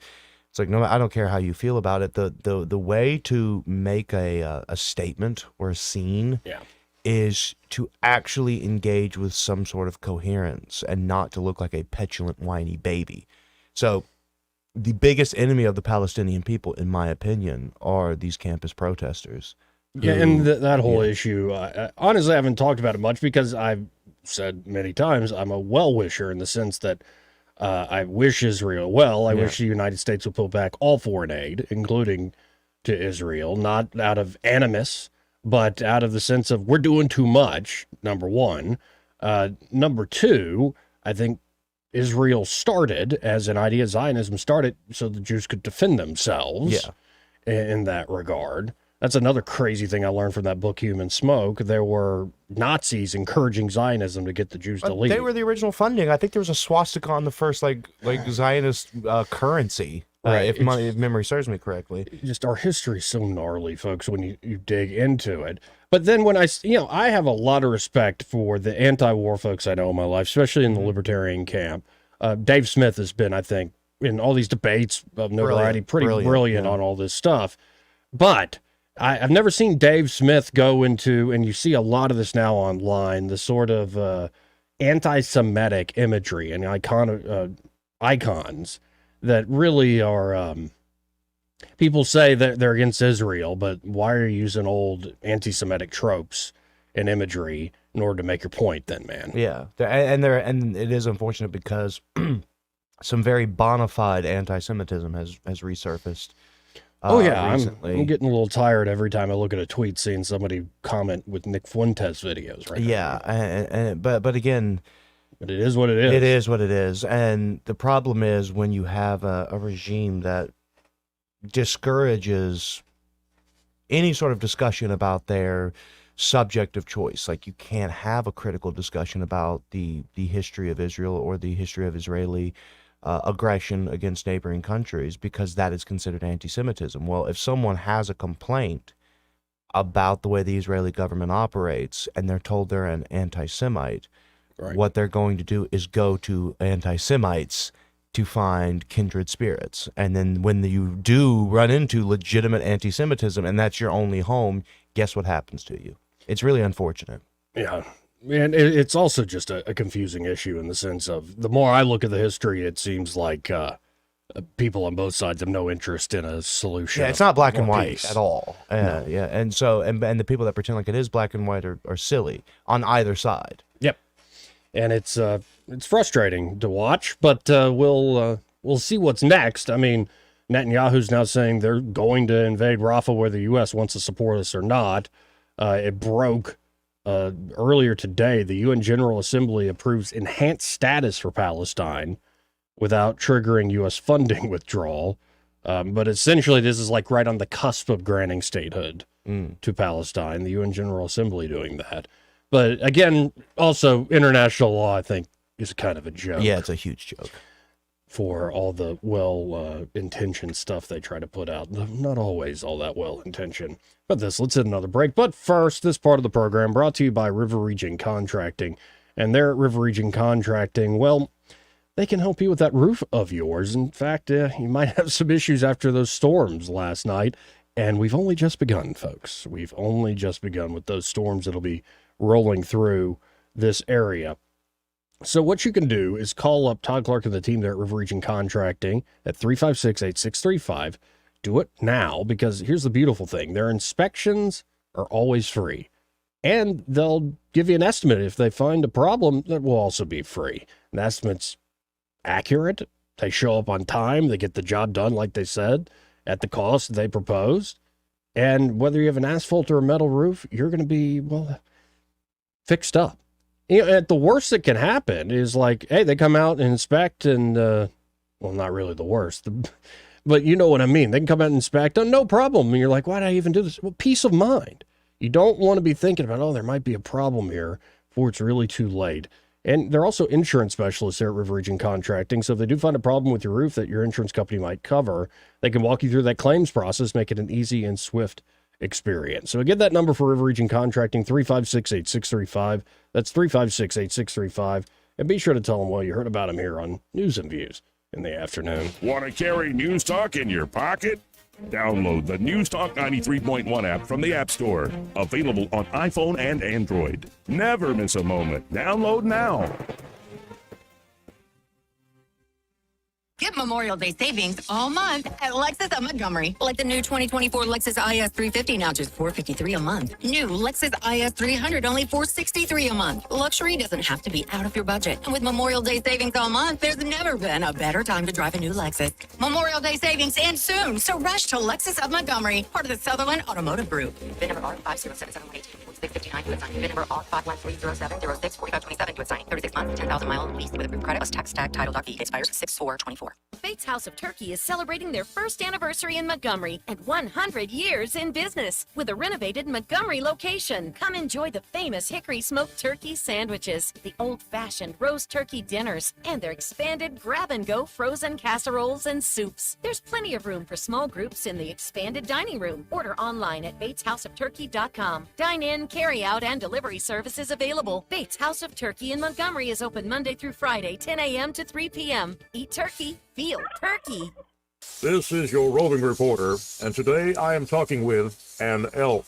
Hey, man. Mr. Elk, I was just wondering, what do elk do to take care of their money? Well, like most smart folks, we call David Ernest. You mean Alabama's most favorite asset preservationist? That's him, man. We call him up at 334-279-7431 or 205-479-0839. I see. Yes, he is our preferred money man. The money man with the money plan. You've been paying attention. Well, could you give us those numbers one more time? 334-279-7431 or 205-479-0839. And I just want to try to give you a heads up, man. Oh, what's that? I'm not an elk. Not an elk, huh? Well, then, pray tell, what are you? Knights of Columbus. I am not even going to make a comment. Well, the baby liked it. Are you tired of the mainstream media's biased reporting? Do you want to stay informed on the news that really matters to you? Look no further than 1819 News. At 1819 News, we bring you the latest in Alabama news, politics, sports, culture, and more. We've assembled a team of journalists with Alabama values dedicated to the truth and the truth alone. Visit us at 1819news.com today. That's 1819news.com. Subscribe to our newsletter. Honest News, Alabama Values. This hour of news and views is brought to you by our good friends at Alabama Home Mortgage. Alabama Home Mortgage, 567-4223. Visit them on the web at myalabamahomemortgage.com. NMLS number 1586368. An equal housing lender. Rich Thomas Weather, a service of Riverside Chevrolet Wetumpka. If it's Chevy, it's Riverside. Best price, best selection. Check them out on the web at riversideusa.net. Well, hi, everybody. Our forecast is improving now that the storms are gone. Look for a sun and cloud mix today with a high temperature up to about 85. What a big change in climate tonight with mostly clear skies and the overnight low temperature down to about 56. Boy, the bottom drops out of the humidity by this evening and tomorrow, too. Saturday's forecast mostly sunny with a high temperature right around 80, back to the upper 50s on Saturday night, and a beautiful Mother's Day forecast with sunshine and a high temperature in the lower 80s, clouds increasing later in the day. From the Blue Water Weather Center, this is Rich Thomas. For the lowest prices around on flooring and DIY flooring installation supplies, Budget Floors and More is your new best friend. Luxury vinyl plank, carpet, ceramic tile, floor installation supplies, and more with prices lower than the big box stores. Budget Floors and More, Hunter Lane across from Del Rey Publix. News happens, you'll hear about it first. The River Region's most trusted voice. News Talk 93.1 FM WACV. This is how you conduct yourself in a democracy? Joey Clark. Welcome back to News and Views in the afternoon. I'm Joey, that's Craig. Hi. 272-9228 if you want to hop in on the program. Let's go to TS, who's on line 1. Hey, TS. Hey, Joey. My apologies. Let me get off my speaker. Okay. I'm prepping to cook pecan tart. Oh. Ooh, yeah. Yeah, Craig, if you don't know, she makes a really good pie. I like pie. You like pie? Eddie likes pie. Eddie's too pie. Yeah, well. He's too pie Eddie. And Well, somehow he weighs less than me. Well, I'm sorry. I want you guys to do, this is just a request, like, Right. you know, Greg does requests on Fridays. Mm-hmm. I have a Friday request for you guys. Okay. 15 minutes of happy news. 15 minutes of happy news. Yeah? Well, I've been looking far and wide for that, and it's kind of, I was just telling Craig off air a second ago, it's like this cycle this week, we've had fun, but it's not been a fun news cycle at all. I totally agree. Like it's, and those are the cards we've been dealt. It's, you know. Come on, you can find something, Joey. What should we? What's some happy news that we could talk about? What? No, I'm just a little call-in person. It's your job for happy news. Well, you haven't heard Craig? any happy news. That must mean there's not much of it. Was that Craig or That's Joey? Craig. That's Craig. Craig, you have been obviously more depressing than Joey has today. Oh my And goodness. well, I'm just being honest. Now, Craig, I am really hungry. I'm really hungry too. But listen, you don't like me, but that's okay. But I like you. What is? I'm not. Yes, I don't know you don't know me, and that's Adam. okay. You'll never know me, sir. What is? Hold on. Where is this aggression coming from? You brought it on from all your negativity news during the talk show. Okay, but I didn't do anything to you. Be nice. If you want nice news, start within. Okay. Well, I'm about to get ready for a birthday party and take them 32 pecan tarts. And we're having a Floribama redneck birthday party tomorrow. I think you're bringing them more than one kind of tart. Honestly, Are you saying I'm a tart? I wouldn't dream of saying anything so. Hey, I crass. found a website called goodnewsnetwork.org. A Texas food bank builds housing for the people who need their food right next door. Yeehaw!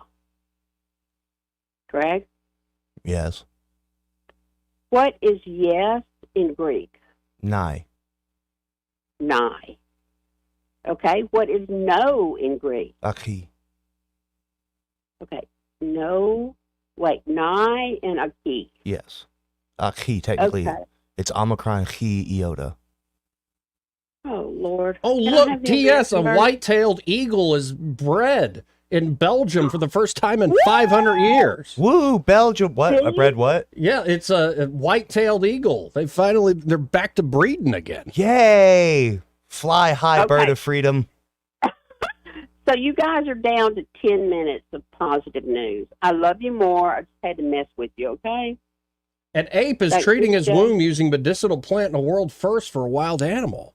It was orangutan that he got a hurt on his face. Is it and- an orangutan or an orangutan? I haven't have gotten. no clue. It's almost like, is it Neanderthal or Neanderthal? I don't even No, know. no. It's the first one. Neanderthal. And the world's oldest bird named Wisdom lost her mate, but she's courting new suitors at the age of 72. Oof.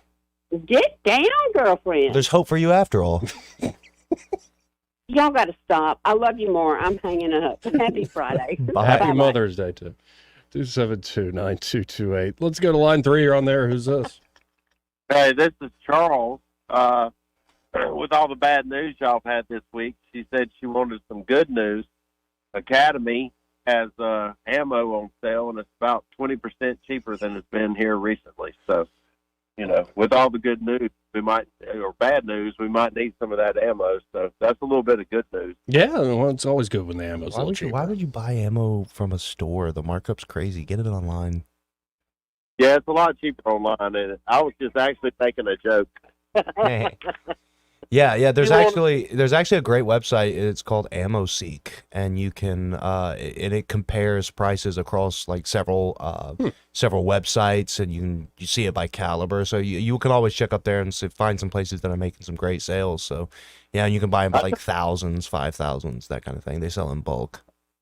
I'll tell you who else has been killing it on ammo prices is Palmetto State Armory. I don't see how they sell some of that stuff so cheap. Dude, PSA has really come up in the past several years as a contender in the firearms industry. They started off by being like a decent quality budget AR-15, but they've recently they've just blasted out of the gate with making some really cool products. They have a good AK.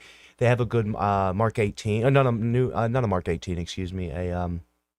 Oh gosh, I can't remember the name of it, but like an A1 model. So, and obviously now they're doing ammo sales. So yeah, I've been very impressed with Palmetto the past several years, and I look forward to see what they do. Their barrels, a lot of people make fun of when they first got going, but I'm going to tell you right now, unless you're shooting fully automatic or even 2-round burst, you're not going to kill a 4150 nitrided barrel.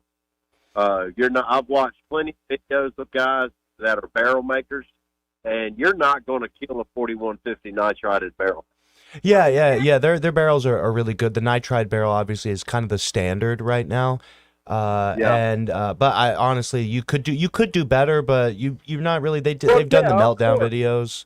Triarch has some great barrels. They've got you shooting sub MOA with like reloaded 5.56. And by the way, Eddie, you should be still listening. If Eddie's out there, this is why you don't make fun of Lord of the Rings nerds. Yeah, because they also know other things. But see, the thing about it is, I know nitride is the going thing out there. Most of mine are hammer forged, but I do have some nitrided barrels, and they're tack drivers. But I tell you, you can get cheaper now. You can get like phosphated 4140 barrels. Now those are junks because they're junk because as far as shooting like 223 and 5.56, the pressures are too high. Yeah, and especially after you get about a magazine through, your MOAs start growing significantly because of just the expansion of the barrel. Yep, they sure do. But there's some good news. Ammo is cheap on AmmoSeek, and stock up on it. Yeah, what's your by the way, what do you carry? I'm curious. I carry a Smith macro with a Hollison on it. You said a Smith macro? Sig. Oh, well, hey, you can't go wrong with that. The full size SIGs I've been very unimpressed with, especially the new ones. They've had a lot of problems. But yeah, the Holosun, you can't really go wrong with that. I carry that myself. Yeah, if you'll take your time and look at SIG 365 and look at macro, which essentially is the 365, but just a little bit bigger, and it has a comp slide and all that stuff. Is it single stack or double? No, it's double stack. It holds 18 rounds, and it fits in the palm of my hand. Yeah, hallelujah. I'm telling you, SIG. Again, I'm a Glock guy. I carry Glocks exclusively. I have Glocks. Yeah, but I think as far as subcompact, SIG is pretty much king. And you can't really go wrong with it. But so yeah, good choice. I was really looking forward to making fun of you for your selection, but there's nothing to make fun of. It's a great choice. No, you oughta. I got I got Springfield's new Echelon a couple months ago. Yeah, isn't and that? I'm sorry. Go ahead. I probably got 1,300 in that pistol, but I'll tell you right now, you talk about a good feeling pistol, you need to look at it. It's called the Springfield Echelon. I haven't shot one. I did get to hold one, and it almost has that SIG effect when you grab onto it, where you're like, oh, this is what a gun is supposed to feel like. Like you grab it. Well, gentlemen, I have no clue what y'all have said in the last 5 minutes, but I've enjoyed it actually. I was liking it. Y'all be safe and have a great week, and I love talking to you. Take it easy, buddy. 272-9228. Sorry, guns and Lord of the Rings. I'll talk about them all day. No, let me pull this up because I'm not into guns, as you know, Craig. You're like, how? You're a libertarian, how? But it's a shame. You really should change yourself. Yeah, maybe I will. But have you heard of a company called Wren Metalworks? Because people are saying, put up your ideal gun, and Martyr Made, that Twitter account, put this one up. I'll pull it up on the screen here. Is that a 4570? Please tell me it's a 4570. Yep. Oh, I love 4570. Yep. And I was watching videos on this for hours. I'm like, okay, that is a gun. Is that suppressed? Yeah. Oh, so it's an integrally suppressed 4570 with a skeletonized lever action. Yep. And I can't see the optic from here. Roll up. Yeah, that's an EOTech. I have that on my AR. Yeah, dude, that's a great little. That's a 4570 is not. That's an elephant round. That'll anything that you want to take care of with that can be taken care of. Well, and as you're looking, we got to pull up on the stream. That ain't cheap. How much is it? $5,000? $500 to $6,100, and they do all these. I started looking through this whole website. They do all these customized weapons that are beautiful. Yeah, I knew that the name of the place sounded familiar. I haven't seen that particular firearm, but yeah, that is gorgeous. Yeah, I think it's called Wren Metalworks. I just went down that rabbit hole. I'm like, these look amazing. So. Yeah, I really I've wanted a lever action 4570 for quite some time. Just because, like I said, there's nothing that you can't get done with a 4570. Right. They actually, funnily enough, they make I think it might be the biggest handgun in the world, but it was made by, who made it? It's called the BFG, which is the big friggin' gun. And it's a revolver that shoots 4570, and it is absurd. No, I was looking at it going, well, that's an expensive home protection, but I mean, it would work. Yeah, it would gooify someone at your front door pretty. If I was going bear hunting or going backpacking in a place where there were bears, that would be my weapon of choice. CTS, good news. Good news. Let's go to line 4. You're on there. Who's us? Hello? Anybody there? No one? Guten Tag. Did you die while on hold? Because I hate if I'm responsible. That would be bad news. I'll call back whoever this is. Line 1, you're on there. Who's this? Hello? Hello? Hey, you're on there. Who's this? Oh, you picked me up. Hey, just Roger. This Roger. Hey, Roger. Craig, I'm glad you could make it back. So we needed our vocabulary word of the week. I don't know if you said what it is yet, but I'm going to write it down. So, Glock, they will shoot when you pull the trigger, but they are not a pretty gun. A Beretta 92X, stainless steel frame, double stack. Got it in a 9 because I can afford to shoot a 9, but the 45 APC is my Kimber, which is a super stainless solid steel gun, too. I carry a Ruger 22 Magnum in my pocket and a 357 Ruger in the truck. So I'm pretty much covered, and then long guns out the yin yang. You name it, I got it. All right. All righty. Yeah.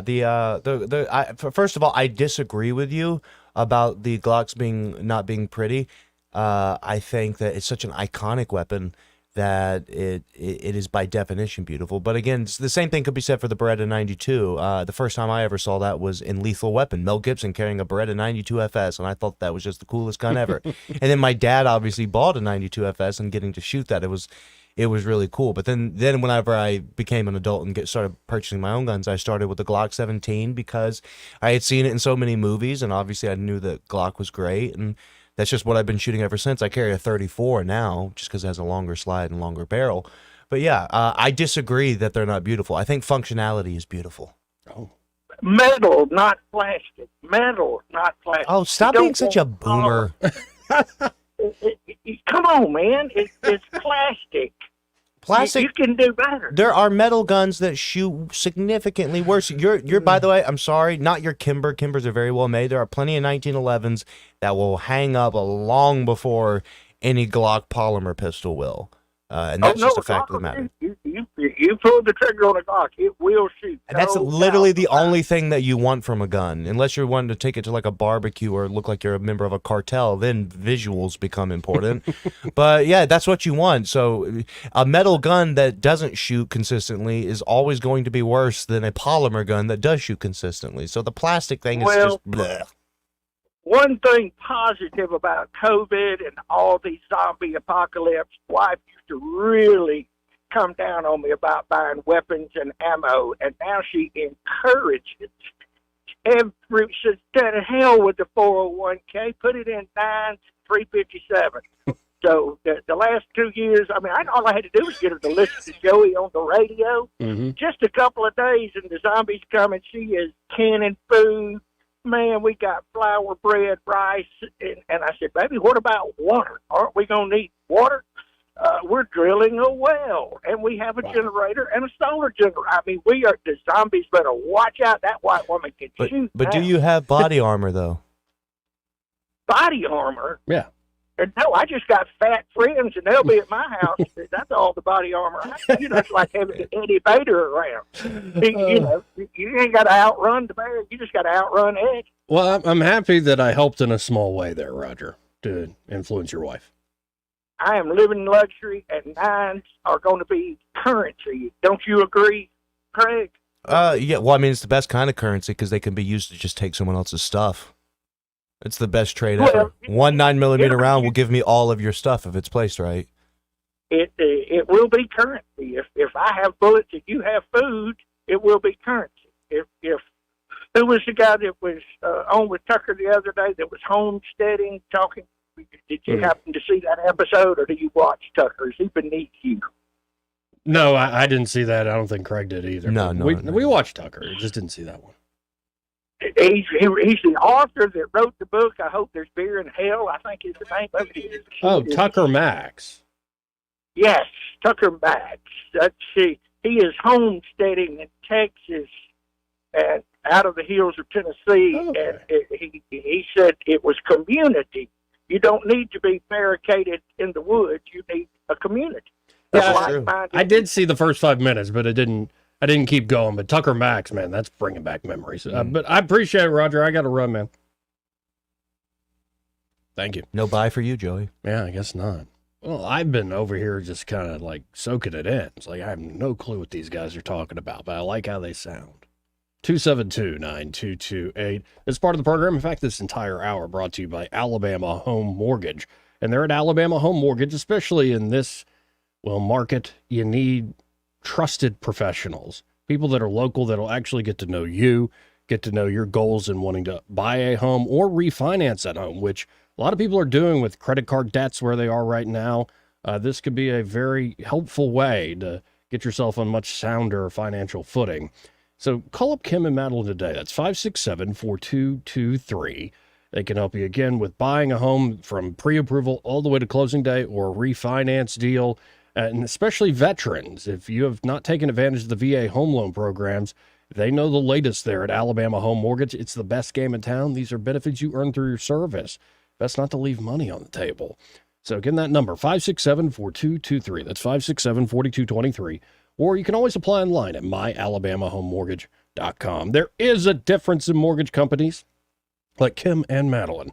Prove that to you today. NMLS number 1586368, an equal housing lender. He may not know whether he's coming or going, but whether you're going to work or coming home, Greg Budell is there. Mornings 6 till 9 and afternoons 3 till 6. Only on News Talk 93.1 FM WACV. The City of Montgomery Department of Cultural Affairs presents the Riverbend Brew Fest Friday, May 17th in downtown Montgomery, beginning at 6 p.m. at the Union Station Train Shed. Brew Fest will feature a large selection of craft and specialty beers from local, regional, and national breweries. Free admission with tickets on site. Ticket price includes a commemorative tasting glass and will be benefiting the Riley Foundation. There'll be food vendors and a special performance by voice finalist Kurt J. For ticket information, visit mgmcityevents.com. Sponsored by Blue Water Broadcasting and the City of Montgomery Department of Cultural Affairs. Welcome to Epicure and Jack's Tavern, where they cherish their seniors. Dive into their $9.99 senior-sized meat and 3 lunch specials, Monday through Saturday, 11 a.m. to 4 p.m. Each meal comes with a refreshing drink and a roll. It's time to savor the flavors that feel like home. Epicure and Jack's Tavern, where tradition meets taste. Brunch lovers rejoice. Every Saturday from 11 a.m. to 2 p.m., Epicure and Jack's Tavern offers an exquisite brunch menu alongside their meat and 3 specials. Start your weekend right with the best local flavors. Remember, they're in the old Fantail building, waiting to make your Saturday special. Now you can add the power of digital advertising to the #1 reach of radio. Let Blue Water's 20 years of local advertising and marketing success show you how. Grow your business with a complete suite of digital solutions, combined with the reach of the most listened to radio group in the River region. Call us or go to BlueWaterBroadcasting.com to find out how we can increase your return on investment. Blue Water Broadcasting, local folks helping local business. Hello, Montgomery. Mark Talley here, host of The Score on WCOV Fox 20. I'd like to invite you to join us weekday mornings at 6 on Fox 20 for the latest sports news and insight. You can also check out show clips or stream entire episodes of The Score at WCOV.com. On The Score, we bring you the best high school, college, and professional sports news for Central Alabama. Join us on The Score weekdays, 6 a.m. on WCOV Fox 20. This hour of news and views is brought to you by our good friends at Alabama Home Mortgage. Alabama Home Mortgage, 567-4223. Visit them on the web at myalabamahomemortgage.com. NMLS number 1586368, an equal housing lender. The premier place the River region turns to for news, weather, traffic, and opinion. News Talk 93.1 FM WACV.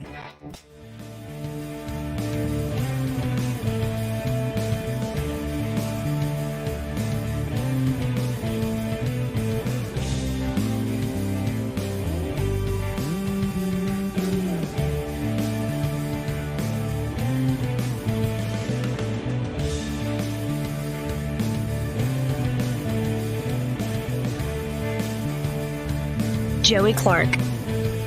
Welcome back to News and Views in the afternoon.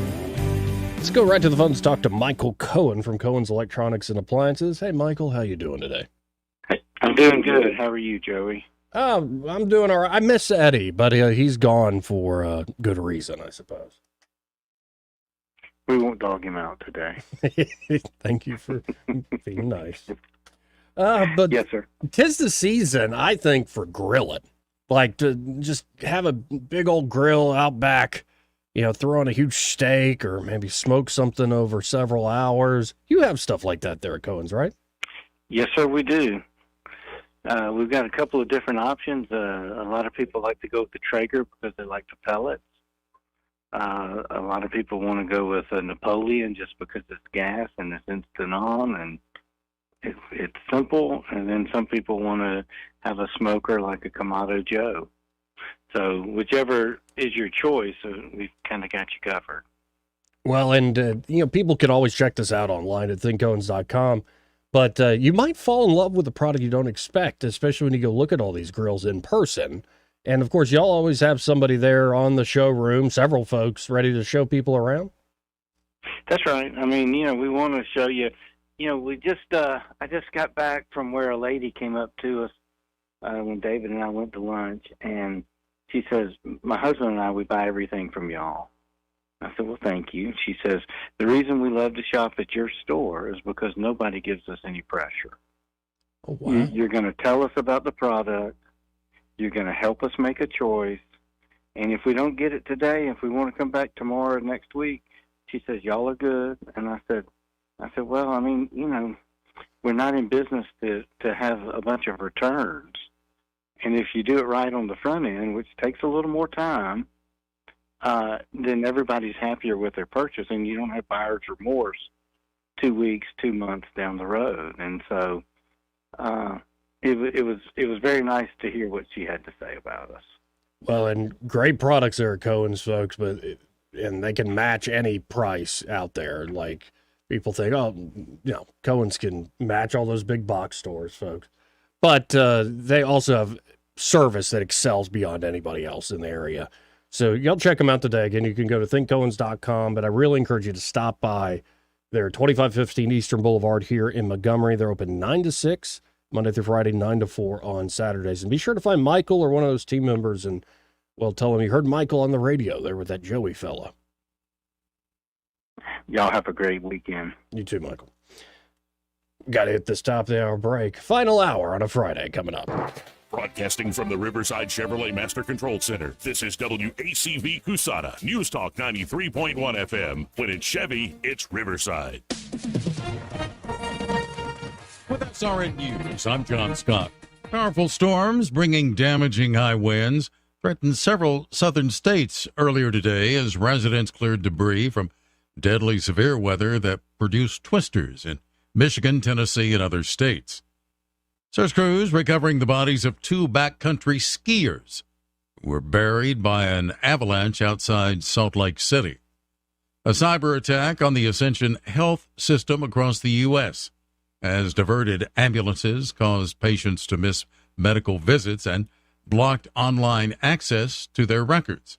A spokesperson for Ascension says it detected what it called unusual activity on Wednesday on its computer network systems, and its electronic record system was offline. The Dow had 90 points and the NASDAQ down 13. This is SRN News. Biden has started tracking Christians like cattle. Yes, you heard it right. He pressured banks to tag transactions for certain keywords. One of them is Holy Bible. It's a horrifying and creepy attack on our religious freedoms. It's made possible by a digital financial system that makes you a sitting duck. But you do have other options. I recommend a physical gold IRA from Birch Gold Group. I'm Lance Wallnow, a news analyst, a best-selling author, and evangelical leader to people who cherish their financial independence. A precious metals IRA can help you avoid the scrutiny of Biden's anti-Christian bureaucracy while also preserving your retirement savings. To find out more, get your free info kit on gold IRAs by texting the word faith to 989898. Birch Gold Group is the only gold company I trust. Get their free info kit and see how a gold IRA can help you. Text faith to 989898. There are no strings attached. So text faith to the number 989898 right now and take action to protect your own prosperity. The Rich Thomas Weather Network, brought to you by Montgomery Paint and Body. From a little fender bender to total body repair, MPB will fix it good as new, maybe better. For over 35 years, the Turner family has been getting you back on the road. Call 279-7325. Well, hi, everybody. Our forecast is improving now that the storms are gone. Look for a sun and cloud mix today with a high temperature up to about 85.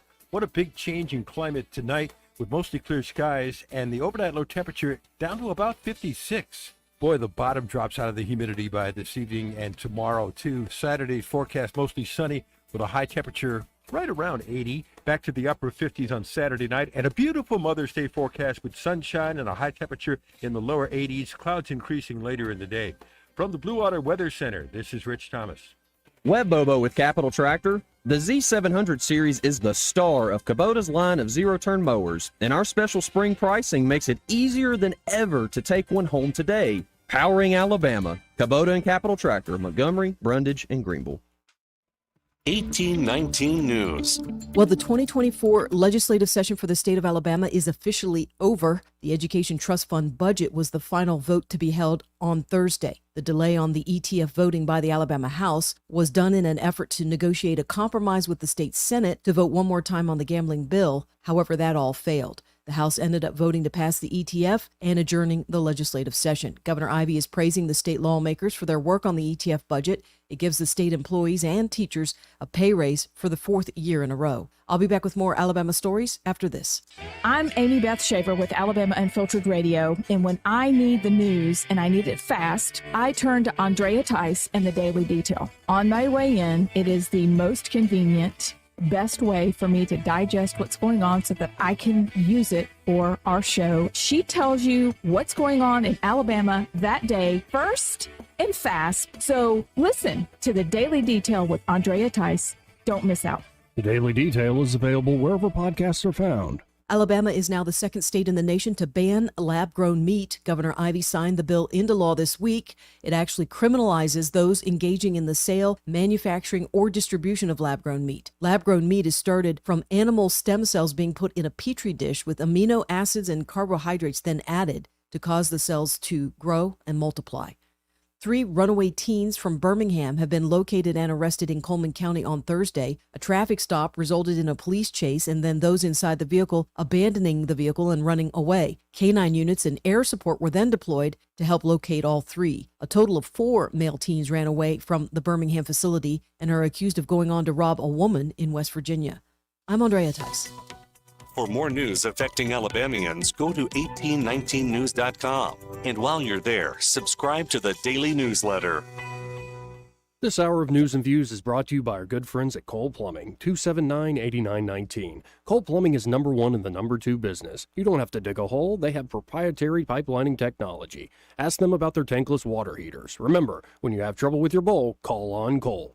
It's time to show Mom how much you appreciate her with a Jenny Lynn's floral creation for Mother's Day. Skip the grocery store flowers and make one quick call. 285-1000. Roses, lilies, beautiful bouquets, and gift baskets designed just for Mom. Call Jenny Lynn's Creations 285-1000. Hi, I'm Rebecca, owner of Smart Skin Med Spa and Salon. Are you looking for that perfect gift?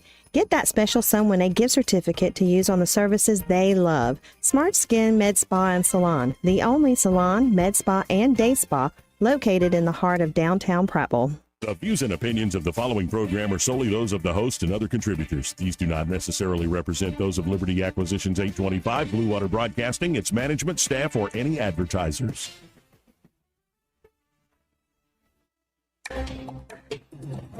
It's time for Montgomery's conversational radio show. It's News and Views on News Talk 93.1 FM. To join the conversation, call 272-9228.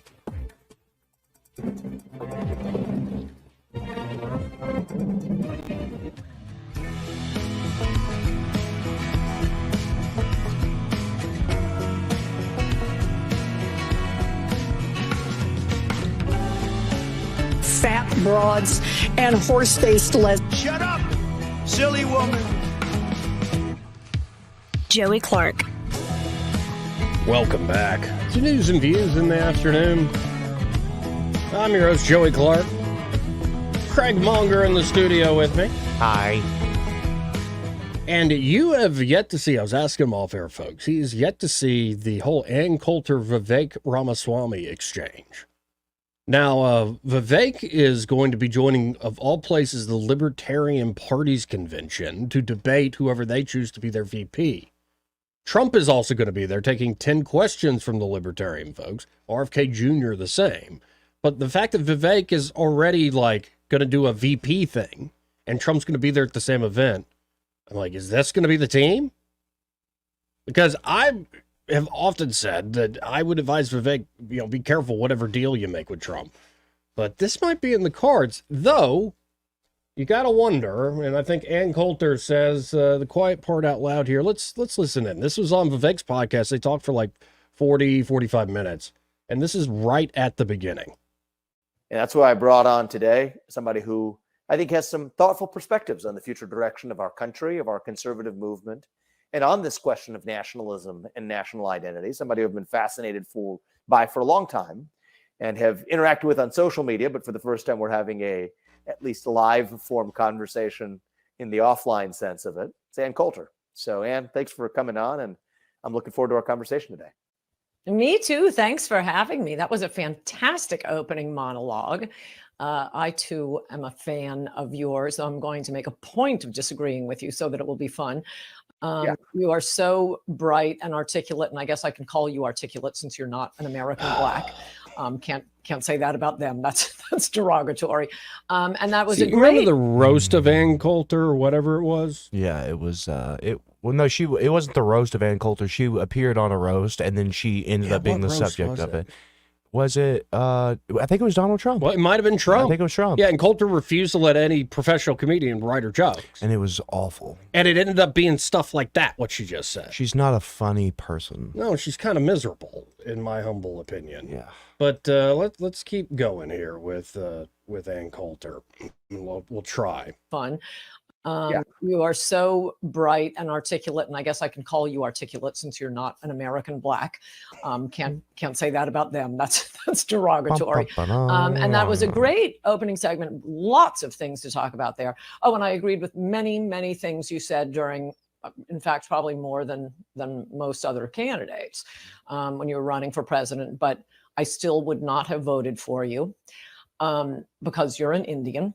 We'll get back to that. So I will not have voted for you because you're an Indian. You know, Vivek was born in this country to actual immigrants who went through the process the right way. Yeah. And the discussion then went into, I think, fascinating territory because Vivek didn't get all like butthurt about her saying this stuff. He gently pushed back and said, aren't you doing what the left does when they talk about diversity? That the proxy they use is race and ethnicity and gender instead of actual like diversity of ideas, or can you do the particular job in a particular way? And so he said, well, if we're looking for good citizens, like people that need to lead the country, shouldn't you go with folks that have shown they understand the ideas of the country and can govern no matter their background? She kept saying, no, it needs to be a WASPy type. It needs to be an Anglo-Saxon who's always president. Like the one now? Right. And that was what Vivek said. He's like, there's all sorts of 6th, 7th generation Americans who are just awful, who hate the ideals of, say, the founding. Yeah. Yeah. And so Ann Coulter, I think, speaks for not everyone, but a lot of folks.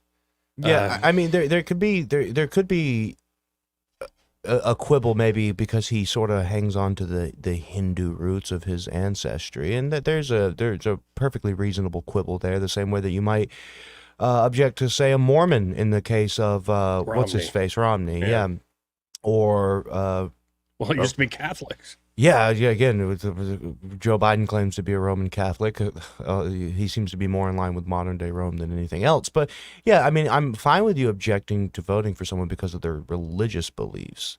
But just simply saying I'm not going to do it because you're an Indian, not only does it just sound gross, it is gross because it is equivalent to what the left does of looking skin deep, and I think that that's stupid. Yeah. And it's kind of, I think, giving the left what it wants. It wants that reactionary right to then use as the excuse to further infringe on rights and control the population. So they want you to essentially fulfill the stereotypes of the bad guys, the mold they create. Yeah. And Ann Coulter, well, she's happy to furnish it. Yeah, she always has been. It's like, it's, you know, the being the saying of harsh things for its own sake used to be needed more than it is now, which is why I think the people that relied on that shtick are sort of dying off. Right. Because I think people want a bit more, they want honesty, but you know, it's not difficult to be crass or to say the difficult thing. We see that with a lot of the Jewish rhetoric that you can find on Twitter. It's like, you know, yeah, you can develop something of a following by doing that, but you get a much better following when you engage with people honestly and openly. I think Jordan Peterson is probably a great example of that. Exactly right. And the discussion continued, and I think Vivek held his own and showed, like, number one, how much more intelligent he is than Ann Coulter. Mm-hmm. But number two, he started saying stuff, and Ann goes, I might take back. I will vote for you. So it wasn't like a nasty interview, though. Yeah. I don't love hearing something like that. And Vivek, all credit to him, because the guy has been incredibly honest and forthright going into places, too, where he clearly was not welcome. There's some stories he's told since after the campaign of there were, some Iowa preachers that did not have any love for him, but they actually broke bread together and got to know each other and talked honestly. And I think that's the number one thing the country needs the most is don't suppress ideas, actually have it out and speak the truth as you see it. Yeah. And that will lead to better places, even though it might be a little bit uncomfortable. Now, there's plenty going on in political news world because RFK Jr. continues to baffle, I think, the establishment right now. How do we deal with this guy? For instance, all this time in the New York Times being spent trying to bash him because of his health. The Kennedys, some of the Kennedy family coming out to do a hit ad on him, their own family member. Yeah. And now the latest, because you think, well, RFK Jr. is not, I mean, he's not going to resonate with, people have already picked their sides, right? You're either with Trump or Biden. Well, even though you might think that, they're still taking time to attack him. And here is, well, the man himself, Donald John Trump. The fact is, he is a radical left person. So Republicans, get it out of your mind that you're going to vote for this guy because he's conservative. He's not. And by the way, he said the other night that vaccines are fine. He said it on a show, a television show, that vaccines are fine. He's all for them. And that's what he said. And for those of you that want to vote because you think he's an anti-vaxxer, he's not really an anti-vaxxer. That's only his political moment.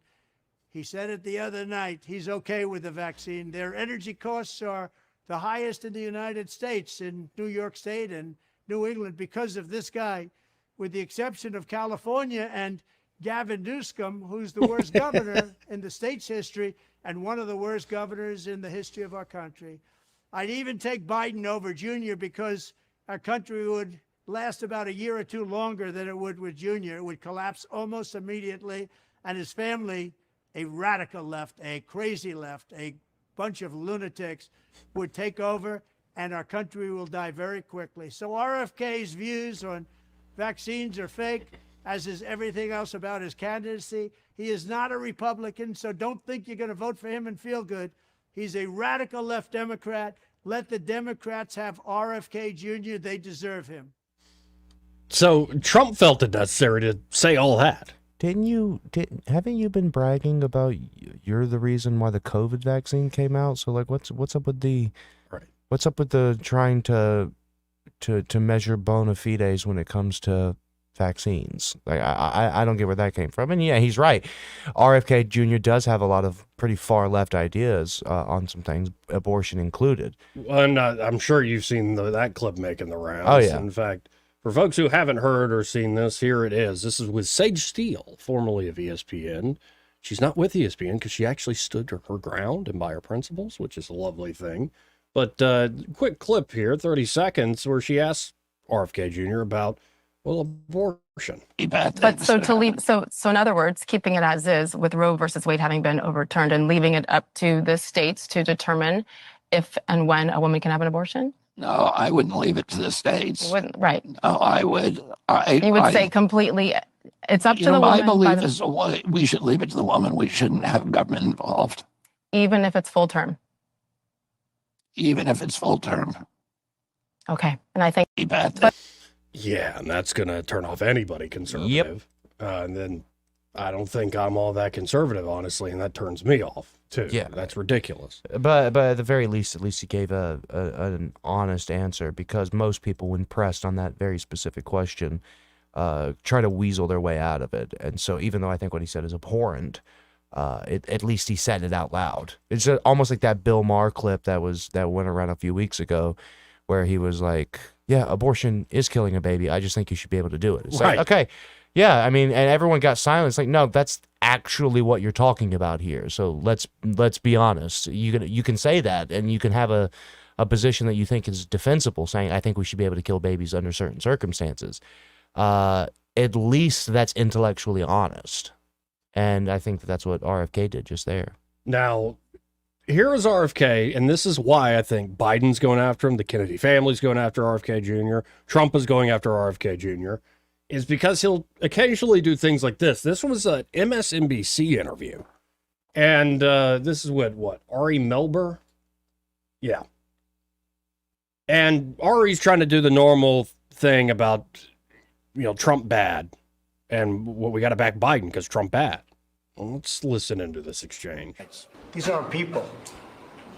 These are animals. Proud Boys, stand back and stand by the radical left thugs that live like vermin within the confines of our country. I said I want to be a dictator for one day.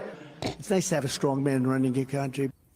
People are concerned not that this is Nader 2.0, but that you are using the platform and the following you have to suggest that they're both catastrophic and they're similar, and that they say, are ignoring not only the policy difference, but the actual possible democracy and autocratic threat of Donald Trump if he wins again. Perhaps thanks to you, your response. Yeah, I never said that. So, like I said, I think both of them did bad things to our country. I think both of them contributed. President Trump, more than any president in history, built $8 trillion after coming in and promising the country that he was going to run the government like a business. He shut down every business, 3.3 million businesses with no due process, no just compensation. That's a violation of the Constitution. He ran up an $8 trillion debt. More money he spent than every president between George Washington and George W. Bush, 283 years. President Biden is racing to catch up with him. He's added $1 trillion in the last 100 days. We're now spending more for our national debt, our $34 trillion debt, and we are on our defense budget. Just to service that debt, within 5 years, 50 cents out of every dollar that we collect in taxes is going to go to servicing the debt. Within 10 years, 100%. It's not sustainable. They're both catastrophic. Neither of them can solve that problem. Let me tell you something else they can't do. Neither of them can end the vitriol that you are trying to pump up right now. I understand. What have I said that's vitriolic?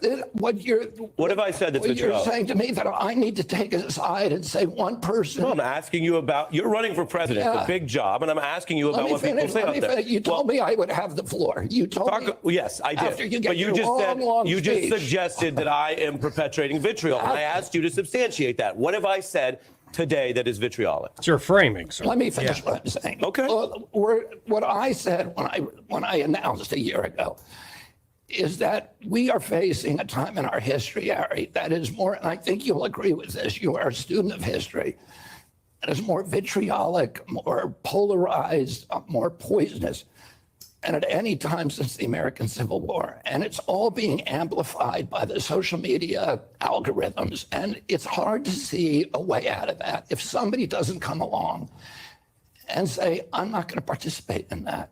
And even if people act crazy on both sides, I'm not going to be part of that craziness. I'm going to try to talk about the issues that people care about. In fact, the fact that 57% of Americans can't put their hands on $1,000 if they have an emergency in their family.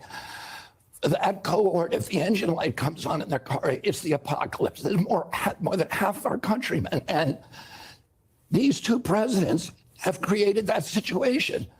More than 50% of the people in this country are making $5,000 less than the cost of basic human needs. Well, and we're embroiled in forever wars. So when you mention neither of these guys can get us out of. When you mention, for example, economics or foreign policy, I think. I mean, let me just say what you're doing. You know. No. You just went for a while. I'm responding with a follow-up question. You just mentioned economics and foreign policy, and I think people can understand the point you're making based on reality. But you're not addressing the question I raised, and maybe you won't, which is that what we just heard from former President Trump and what he does in the racism, in the misogyny, refusing to leave peacefully through January 6th, up through that night. Sorry. Yeah, no. And I'm playing this at length, folks, because what RFK Jr. is about to say, well, what he just said, number one, is what a huge swath of Americans, even those who are going to vote for Biden or Trump, agree with. There are a lot of people that are voting for Biden or Trump because they feel held hostage into having to do so because the other side is just that bad. And that's exactly what Ari Melber's doing from a left-wing point of view. That, hey, look at all the racist, look at what Trump has done. He's a unique evil. How dare you even compare Biden to this unique evil? Whereas I look at the situation right now, and it's not also just about Biden or Trump. It's about sort of legacy old corporate media. I think that's exactly what's the point it's about to be made. Praising the people who are now convicted seditionists. What I played for you, people don't all see what you seem to be saying, which is a type of equivalence. Do you see something different about that and the threat of that this election or not? And if not, so be it. But that's what people are asking. This is when I say you're feeding into the vitriol. You're trying to get me to hate on President Trump. Not hate on. I'm talking about what happened. And you're trying to get me to issue a condemnation of those particular things. And what I'm saying is, I'm not going to talk about those things. I'm going to talk about the issues that Americans care about the economy, about inflation, about affordability, about $4 eggs, about $4 milk, about $6 gasoline. Sure. That's what I am running about. I'm not going to feed into the vitriol on either side. I stay away from the court case. Okay, you keep using the word vitriol, but what I'm referring to is what we're living through. Well, what we're living through is they stormed the Capitol. They tried to overthrow the certification and the results of a lawful election. And Donald Trump is out here now saying he has, according to his lawyers, license to kill, license to coup, will pardon all those people. And so you seem to be saying, discussing that as vitriolic. No, it's not. Having a clear position on the peaceful transfer of power is a very low bar. Very low bar. And the reason why people are asking this is not just because they're trying to distract from your issues, although you're getting time to discuss them. But again, you're well familiar with your campaign put out a statement and an email that said basically the people at January 6th who stormed the Capitol were stripped of their constitutional liberties. They were quote, activists. You retracted it, but then you hired a Republican operative who's lied about January 6th, called it democratic misdirection. We are talking about whether there are rules and nonviolence enforced in our country or not. And that was a violent storming of the Capitol. Can you unequivocally condemn that, or do you leave us all out here because of whatever your reasons, whether you think that's part of the voting bloc or something else? Look, January 6th was a terrible time in our history, a terrible day. People committed terrible crimes. They committed violence against police officers. They broke into the Capitol. They stormed the Capitol. They committed other crimes, and a lot of people are in jail, and they should be. So I condemn that, but I'm not going to campaign based upon drumming up or amplifying people's hatred towards each other. I think we need to start figuring out a way to find common ground. Sure, but you condemn that, and Donald Trump would be, he would be wrong to then pardon it. If you condemn it, he'd be wrong to pardon it, right? Sure, but what you do and what you do when you're sitting in this chair every night is your job is to inflame that. And my job is to de-escalate. I don't feel inflamed at all. You don't feel, I know, but that's what you're doing. No, and I didn't. That's how you keep eyeballs on your site and, by feeding into the vitriol, and Fox does it on their side. You're welcome to your view, and you're welcome to your media criticism, and you're welcome to compare this long-running interview with Fox, but I don't think you're going to find this on Fox. Let me just say this. First of all, this is the first interview that I've done forever with MSNBC, and I'm very grateful to you for giving me the chance to talk. I also welcome these kind of questions, so don't misunderstand me. You're pushing at me, I'm pushing back at you. I don't feel any kind of, antagonism from you. I think that you're doing your job. I do think that part of your job is to inflame the public with anger and outrage and indignation toward President Trump. Over at Fox, they think their job is to do the same thing on President Biden. So you have two cohorts of people in this country that are relatively even. And that's what they're hearing every night. And you bring that up, and let me just finish. I don't disagree with the things you're saying. I'm just not going to participate in it. That's all. I'm not disagreeing with you. But yep. So, number one, it's kind of painful. I much prefer RFK Jr. saying a podcast setting. Oh, yeah. But I think his point, and the point he's going to continue to make, if that guy gets on a debate stage with Trump and Biden, it's going to be a problem. Yeah, he'll shred both of them pretty vociferously. I mean, it's not even going to be close to be able to formulate. Biden is his brain is essentially baby food. Trump doesn't have command of a lot of information when it comes to very nuanced topics of economics and foreign policy, and you saw that obviously whenever he made some pretty silly, goofy statements during COVID. Oh yeah. RFK Jr., for all his flaws, is a ridiculously intelligent man. Yes. He has spent years, decades, half a century, amassing knowledge about any number of topics that he's passionate about. And he has command over that. He has copiousness. And if he is on a stage, it's the same thing that Vivek had. The same exact thing would happen. And a similar message. In a very similar Just message. from a different direction. Yeah. So like RFK and Vivek, like a debate, that would be an intellectually stimulating thing.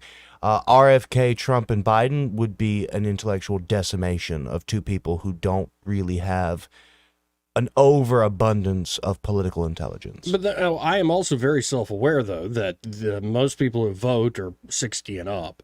When you look at the average age of people who watch Fox or people who watch MSNBC, or especially CNN, that average age is now going up. I think it's near 70 is the average age. Because the same people that have been watching it keep watching it. That's why it's growing. And I'm very cognizant of the fact that I'm 35. You're not. You're still in your 20s. Yeah. And so and I think folks a little bit older than us, say 45 and under, but there's some 50-year-olds getting wise to this too, are tired of exactly what RFK Jr. just called out. Oh, yeah. Now, is this people who are tired of this game that we're playing, tired of being held hostage by their party? By not offering you something that you actually love, but by pointing at the other side and saying, look how bad they are? Mm-hmm. If you're tired of that game, is that actually going to move the needle enough? Or are there enough folks still stuck in this game of being inflamed by, say, corporate media interests that probably don't give a damn about you at the end of the day? I think there's too many people caught up in the game to get someone like RFK in office. And if you combine that with the amount of money that's going into making sure that his messaging is distorted or not going out, or that he's besmirched, I don't think he's going to win anything. But what's encouraging is that someone like him or someone like a Vivek wouldn't even have an ounce of coverage 5-10 years ago. Exactly right. And this is why both Trump and Biden, both camps, are hitting RFK Jr. hard. Say, no, he's not going to win. He probably won't win a state. But he could pop, say, 13%, 14%, even call it 10%. Who's he pulling from? That's what they're worried about. Yeah. He is a threat. He complicates the math. Yeah, exactly. He very much does. So he's a threat for that reason. He's not a threat to win, but he's a threat to disturb a normal order. And he's pointing out, like, do you think, folks, imagine your politicians or the political parties, people that run these media companies, they're like magicians. Do you think a magician would appreciate in the middle of trying to do a trick, somebody was on stage pointing out, here's how they're doing the trick? No, they hate that crap. Obviously, it would ruin the show.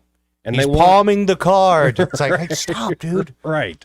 There's another pigeon behind him. Shut up. And so that's, I think, also part of the animus towards RFK Jr. 100%. It's going to be a race for the ages. But that's what got Donald Trump to win in 2016. I know, that's what's so frustrating. It is. That's how he won. He came in, and Dave Chappelle put it the best, where he's like, nobody's ever come out of the big house and been like, we are doing everything that you think that we are doing in that house. And then he goes back in and starts playing. And I'm like, where's that Trump? Where's that Trump? He's I think he's a bit grizzled, and I think he's been beaten down quite a bit. We'll see, because every time I get thinking that, he says something that does make me laugh. So it's just, I don't know. I wanted to play that, though, in full, folks. Well, actually, it's an hour-long interview, but a good portion of it, because I think this is the dynamic we're going to see play out even more this summer, heading into, of course, the fall in November. 272-9228 if you want to hop in on the program. This part of News and Views brought to you by Montgomery Men's Health. And so men, things can happen as we get older, like erectile dysfunction, or might be a more just generalized problem that's caused by low testosterone. In fact, there are a lot of symptoms that could tip off that you might be suffering from low T, like lack of energy, lack of drive, including a decrease in your sex drive. You're just never in the mood. Or it could be you're seeing unwanted weight gain and loss of muscle mass, especially if you are active, if you are working out on a regular basis, you didn't start eating bad all of a sudden. It could be you're just losing testosterone. Well, knowing whether you have low T, can help you in combating any of the stuff. Maybe you don't, but you need to at least know. And the folks there at Montgomery Men's Health will conduct a testosterone-focused lab workup plus a consultation for only $99. And they have low T treatments there at Montgomery Men's Health that can truly change lives. Men can experience higher energy, better gains in the gym, brother. That's right, brother. Better mental clarity, improved sleep patterns, a faster metabolism. You usually even notice an increased libido, which is just a fancy Latin term for sex drive. You can actually book the same day that you call. Guys, it's time to feel amazing. Hit your goals this year. That number, 440-3663. That's 440-3663. Or go to MontgomeryMen'sHealth.com to book your appointment today. 272-9228 if you want to hop in on the program. That's 272-9228. We'll be right back. Want to carry News Talk in your pocket? Download the News Talk 93.1 app from the App Store. Available on iPhone and Android. Never miss a moment. Download now. Hi there, I'm Kim Williams with Alabama Home Mortgage. For many years, my team and I have worked diligently to provide our veterans with top-notch service, as it is our honor to serve those who have served us in the armed forces. Madeline and I are certified veteran lending specialists. Nationwide, there are over 22 million veterans that qualify to purchase a home through the VA loan program. Yet less than 2 million of them currently have a VA home loan. Many lenders do not keep up with the ever-changing guidelines and benefits of the VA loan program. They are intimidated by the program, resulting in many veterans not obtaining VA loans. This is unacceptable. The VA home loan program offers service members and veterans with 100% financing. You've already paid your down payment. If you are currently serving or have honorably discharged, we would love an opportunity to discuss how the VA program can serve you. Give Alabama Home Mortgage a call at 567-4223 or visit us online at myalabamahomemortgage.com to complete an application on your time. Thank you for your service. NMLS 1586-36-8, Equal Housing Lender. Make 2024 the year you break away from the chain stores and join us here at Adams Drugs. We value your business and want to provide you the best customer service at the lowest possible price.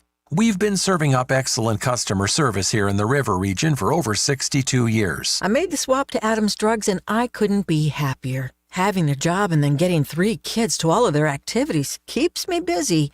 I don't have an hour to waste waiting on a prescription. At Adams, they know me and my family. I get in and out in minutes, and when I can't get by Adams, they'll bring the prescription right to my door. What are you waiting for? Come in to Adams Drugs and let us earn your business. Our friendly and personal staff will talk with you and answer any questions you may have about your prescriptions. Your satisfaction is our #1 goal. Visit us at adamsdrugs.net for the location nearest to you. Adams Drugs is your local independent Health Mart pharmacy. Health Mart, taking the time to listen and care.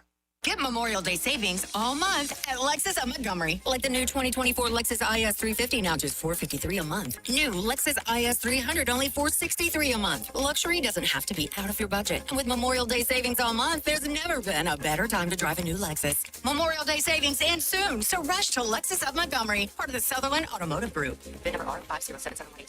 59 to its signing. VIN number R5130706 4527 to its signing. 36 months, 10,000 mile lease with approved credit plus tax tag title fee. Expires 6/4/24. For too long, Alabama's statewide news companies have shamed us for our conservative Christian values. Alabama deserves a news company that cherishes our culture, a company that isn't bought and paid for by the powers that be. 1819 News is that company. Run by Alabamians for Alabamians, 1819 News celebrates what is good and beautiful about our state, while exposing those who work against our values in secret. Just go to 1819news.com to learn more. Subscribe to our newsletter. That's 1819news.com. The Health and Wealth Show. The Health and Wealth Show. The show so nice, we said it twice. Weekday evenings at 6 on News Talk 93.1 WACV. The Health. Break it up, son. Joke's over, hey?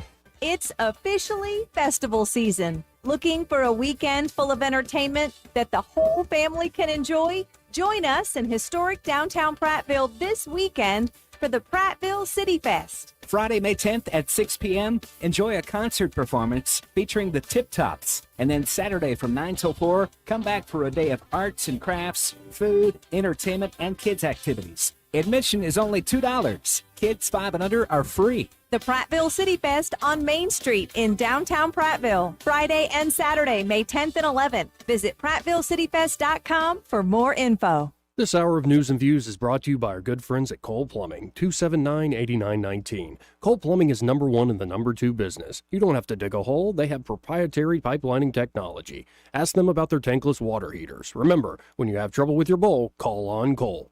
Looking for a delicious and creative way to cater your next party, event, or office lunch? Let Bates House of Turkey in Montgomery take the worry out of it for you. Sandwich trays, turkey casserole, hickory smoked or roasted turkey with your favorite classic sides. So many options, all homemade and delicious, just the way you expect. Visit Bates House of Turkey in Montgomery at the corner of Carter Hill and Vaughn Roads, or call 334-215-7775. Eat turkey. Feel perky. Rich Thomas Weather brought to you by Clark Heating, Air, and Plumbing. It's time to get your cooling system ready for the long, hot summer. Call today about the advantages of the Clark Club membership to be sure you're covered. Call 277-2125. Better call Clark. Alabama certification number 09098. What a big change in our weather just in time for the weekend. In fact, tonight it's going to be much cooler with low temperatures only in the mid-50s, mostly clear skies overnight. Tomorrow, Saturday, very comfortable humidity with a high temperature up to about 79, plenty of sunshine. Back to the 50s again on Saturday night, and a nice Mother's Day forecast with plenty of sunshine and a high in the lower 80s. From the Blue Water Weather Center, this is Rich Thomas. For the lowest prices around on flooring and DIY flooring installation supplies, Budget Floors and More is your new best friend. Luxury vinyl plank, carpet, ceramic tile, floor installation supplies, and more with prices lower than the big box stores. Budget Floors and More, Hunter Lane across from Del Rey Publix. Accurate, immediate, carrying your voice across the river region. News Talk 93.1 FM WACV. Joey Clark. Welcome back. The News and Views in the afternoon. I'm Joey. Craig's here too. Hi. And Soldier Boy is on the line. Thank you for being patient, sir. How you doing? Patience is my middle name. Okay. Soldier Patience Boy. That's correct. Thank you for taking my call, Joey. And guest. I have a name, sir, but thank you. What is your name? Thank you, sir. My name's Craig. We've talked before multiple times. Multiple? Yes, like several Fridays in a row. Like probably like 4 Fridays in a row at the bare minimum. But it's good to see I left an impression. I did a lasting impression, evidently. Hey, did we stand correctly when you were talking about Kennedy having an effect on the election? Didn't Ross Perot run, and didn't he have an effect? Or was it just a waste of time? Oh, Perot definitely had an effect. Yeah. They put Clinton over the top. And what scares both Trump and Biden about RFK Jr. is it's hard. Perot, it was easier to read who he was going to affect. He was going to take from the Republican. With RFK Jr., it's not so easy to read right now. Can you do a Ross Perot? Can I do a Ross Perot? No. Oh, Well, my only memory of him is Dana Carvey doing Ross Perot. Oh, yes. But he did a good one, though. But here's $1 billion check for all the flooding there in Texas. Like, that's all I kind of remember. I loved it when he pulled out his diagrams all the time. He was Giant worse than sucking Carmella sound about bringing out the diagrams. Yeah. It's a pie chart. It's a pie chart. Well, and then Phil Hartman doing an impersonation of, what was it, Stockdale? It was the VP choice for Perot. Where am I? Who am I? He was was he a military general or somebody? Yeah, General Stockdale. Oh, he was a winner, wasn't he? Oh, my God. I got so excited when he got up there. Who the hell is he? At least put somebody in it. If you're going to make your first draft choice in the first round, take somebody at least you know. And that just didn't happen. Right. Oh, I saw this morning that the state of Pennsylvania's governor finally got some physical with the tent keepers at the University of Pennsylvania, was it? Yeah. Honestly, man, I'm just kind of worn out of this protest news coverage. I'm like, okay, y'all do whatever you want on your stupid, fruity little college campuses. I don't need it. I talked to a friend of mine today. Him and his wife, they were born and raised in England. And I said, if we go into a war, are you still our friend? He says, "Yeah, we still remember the Falkland Islands." I was like, "Oh, I appreciate that." Two bold men that fighting makes over a sense now. comb. Yeah. Well, it was interesting when you talk to a person from England, and one that always is pretty helpful in a sense, and it was just funny to have his insight and his wife's insight and everything. He said, "Man, your country's going crazy." I was like, "Well, yeah, it depends on who's running your parliament, buddy. At the time, the labor union or whatever, and yours goes just as crazy as ours." I said, "I mean, we wouldn't be talking." And I watched that movie. Was it Dunkirk? Mm-hmm. Did you watch that movie? Yeah, I've seen it. I saw it in the theater. Oh, I saw it at IMAX, and I hope you did too. Did you see it when they were on the beach? And I swear, I'm sitting in the middle of the theater in IMAX, and I can hear those V12 Rolls-Royce engines roaring. Yeah, dude. Over you. I swear they were flying right over. Ooh. Remember the two that were running low on fuel and were trying to save the British guys on the ground, trying to get on the bridge, the boat. Yeah. They were running low on fuel, and they didn't back down. They stayed up until they crashed, and they went after the Stuka dive bombers too. And I tell you, I was reading. The great thing about the war of England was they bragged about Churchill. Churchill got too much credit. Let's face the facts. 3 things saved their butt over there. First of all, it was an island, which helped a lot. V2s were not that accurate, 2 was the weather of the English Channel. Man, the only thing that could fly there was that the British Spitfire. It was perfect engine, perfect design, and everything to fly in that all type weather. Versus even what the Germans had, they had specific, long reconnaissance fighters that protected the bombers and everything. And what was the other thing? It was the island, the weather, and the Rolls-Royce engine. That's the only thing that saved England. Oh yeah. England. I mean, Churchill did not impress me. I'm like, really?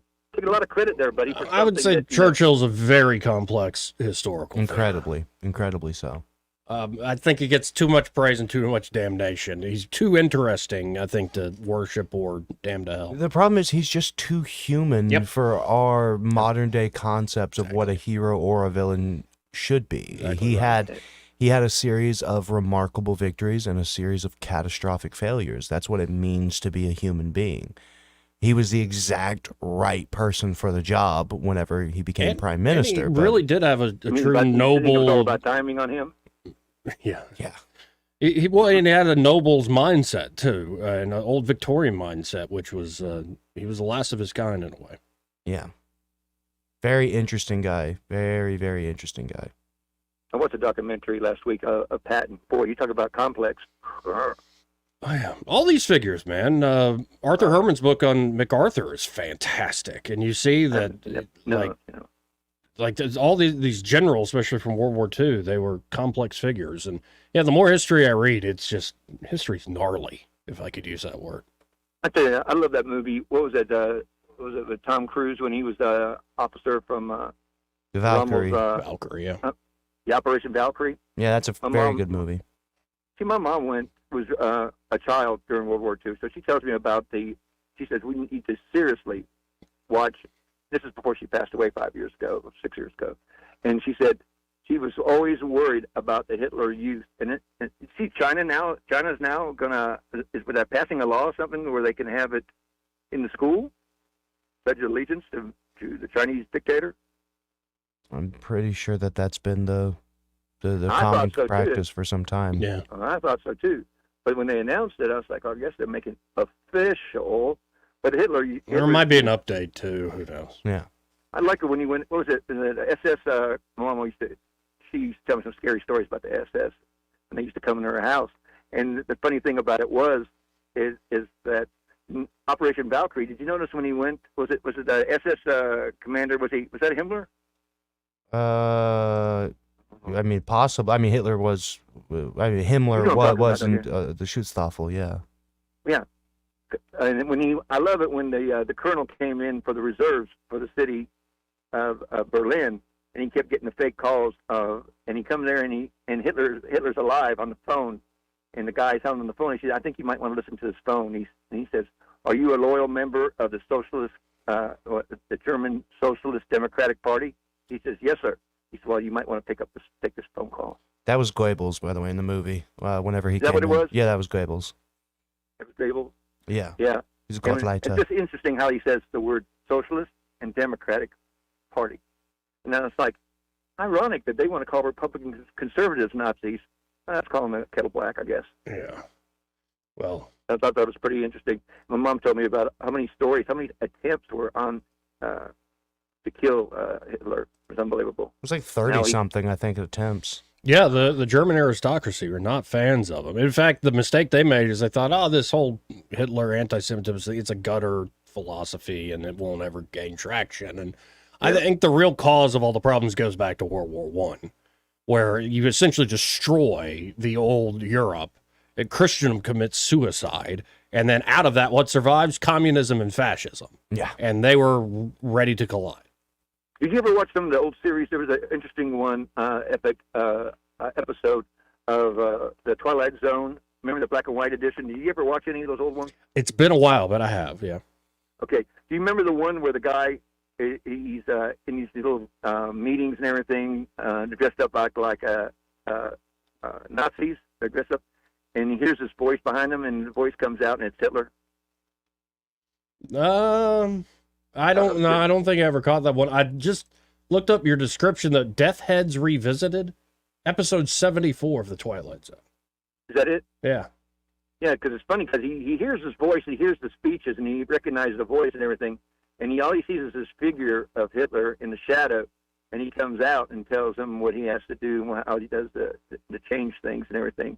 But they had some great writers on that show. I mean, 30 minutes, how you develop a whole story, lead me to the story, get me interested in the story, and then have a conclusion in 30 minutes.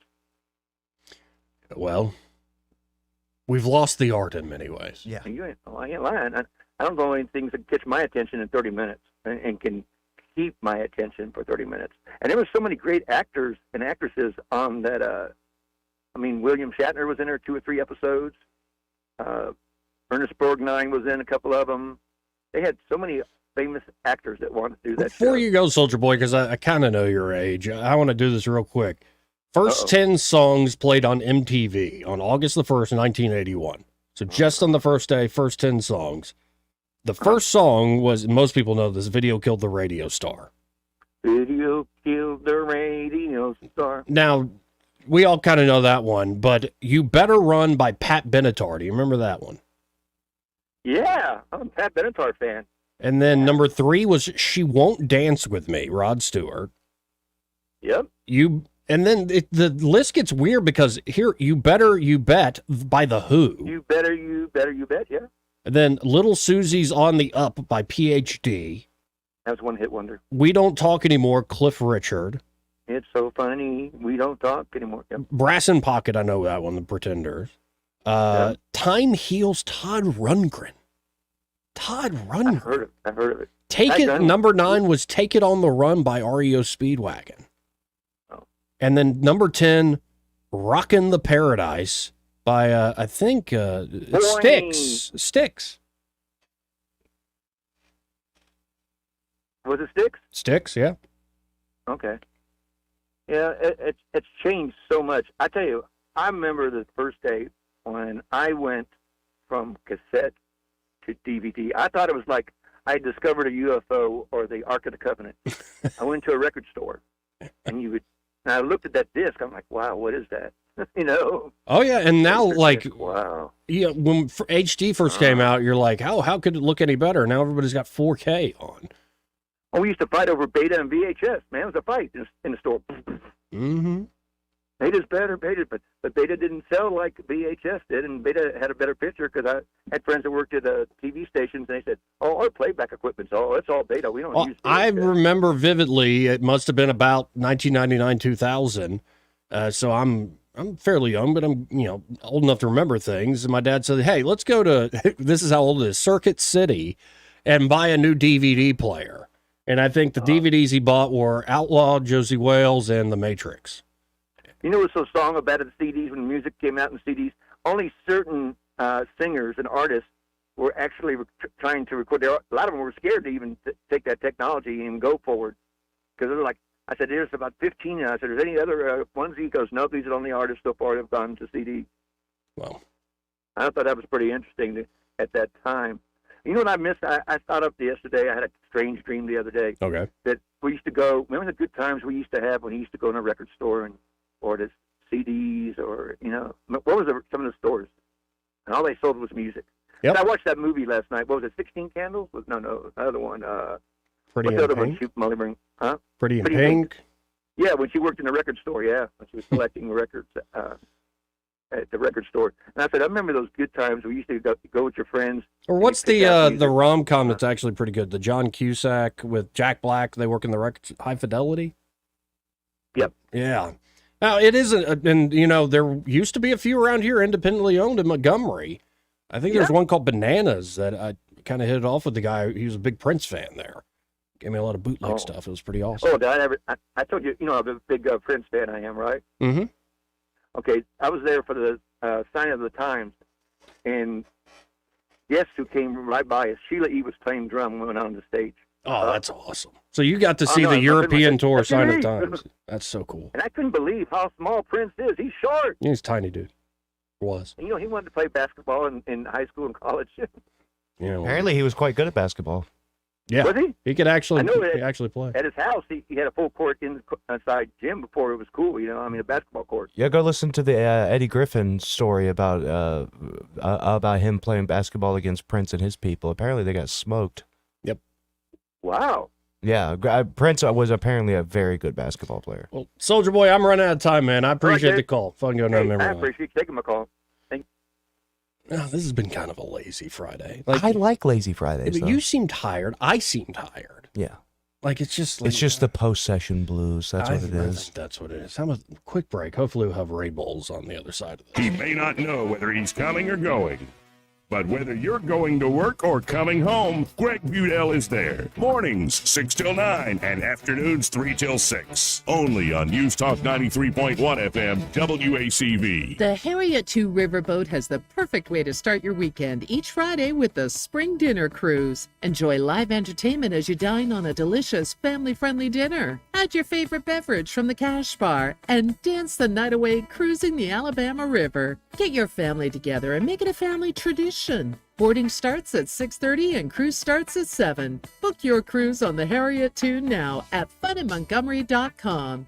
It's Hannah Grantham and Eddie Bader. We're your friendly real estate duo from Forest Meadows Homes and Land. Are you thinking of selling your home, wondering when the right time is, or where even to begin? That's where we come in. With our expertise, we guide you from start to finish to ensure a smooth transaction. From market analysis, professional photography, helping negotiate the best deal for you, and so much more, we've got you covered. So if you're ready to list, give me, Eddie Bader, a call at 334-322-0662. And me, Hannah Grantham, a call at 334-368-6358. And let us show you why our clients say we turn stressful into successful. In Alabama, more than 200,000 of our friends and neighbors are living without health coverage. Often folks can't stay healthy enough to keep their jobs. We need to fix this. Contact Governor Kay Ivey and let her know. Now is the time to close the coverage gap and cover Alabama. Paid for by the American Cancer Society Cancer Action Network. This hour of News and Views is brought to you by our good friends at Cole Plumbing, 279-8919. Cole Plumbing is number one in the number two business. You don't have to dig a hole. They have proprietary pipelining technology. Ask them about their tankless water heaters. Remember, when you have trouble with your bowl, call on Cole. All the headlines the mainstream media won't touch. Your News Talk station. News Talk 93.1 FM WACV.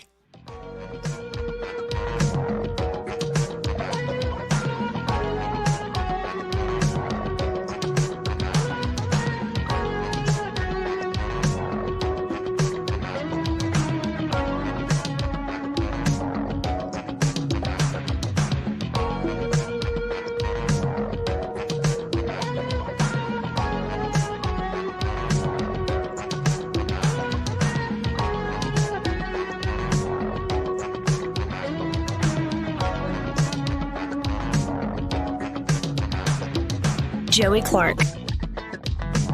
Well, folks, I couldn't get Ray on the line, unfortunately. He's far too busy making people great deals on their flooring needs. Oh, absolutely. And folks, if you do need any sort of resurfacing job, it could be, the bedroom needs new carpeting, or you want some traditional hardwood laid down, or that luxury vinyl plank product looks like traditional hardwood, but it's literally more forgiving, like softer to walk on.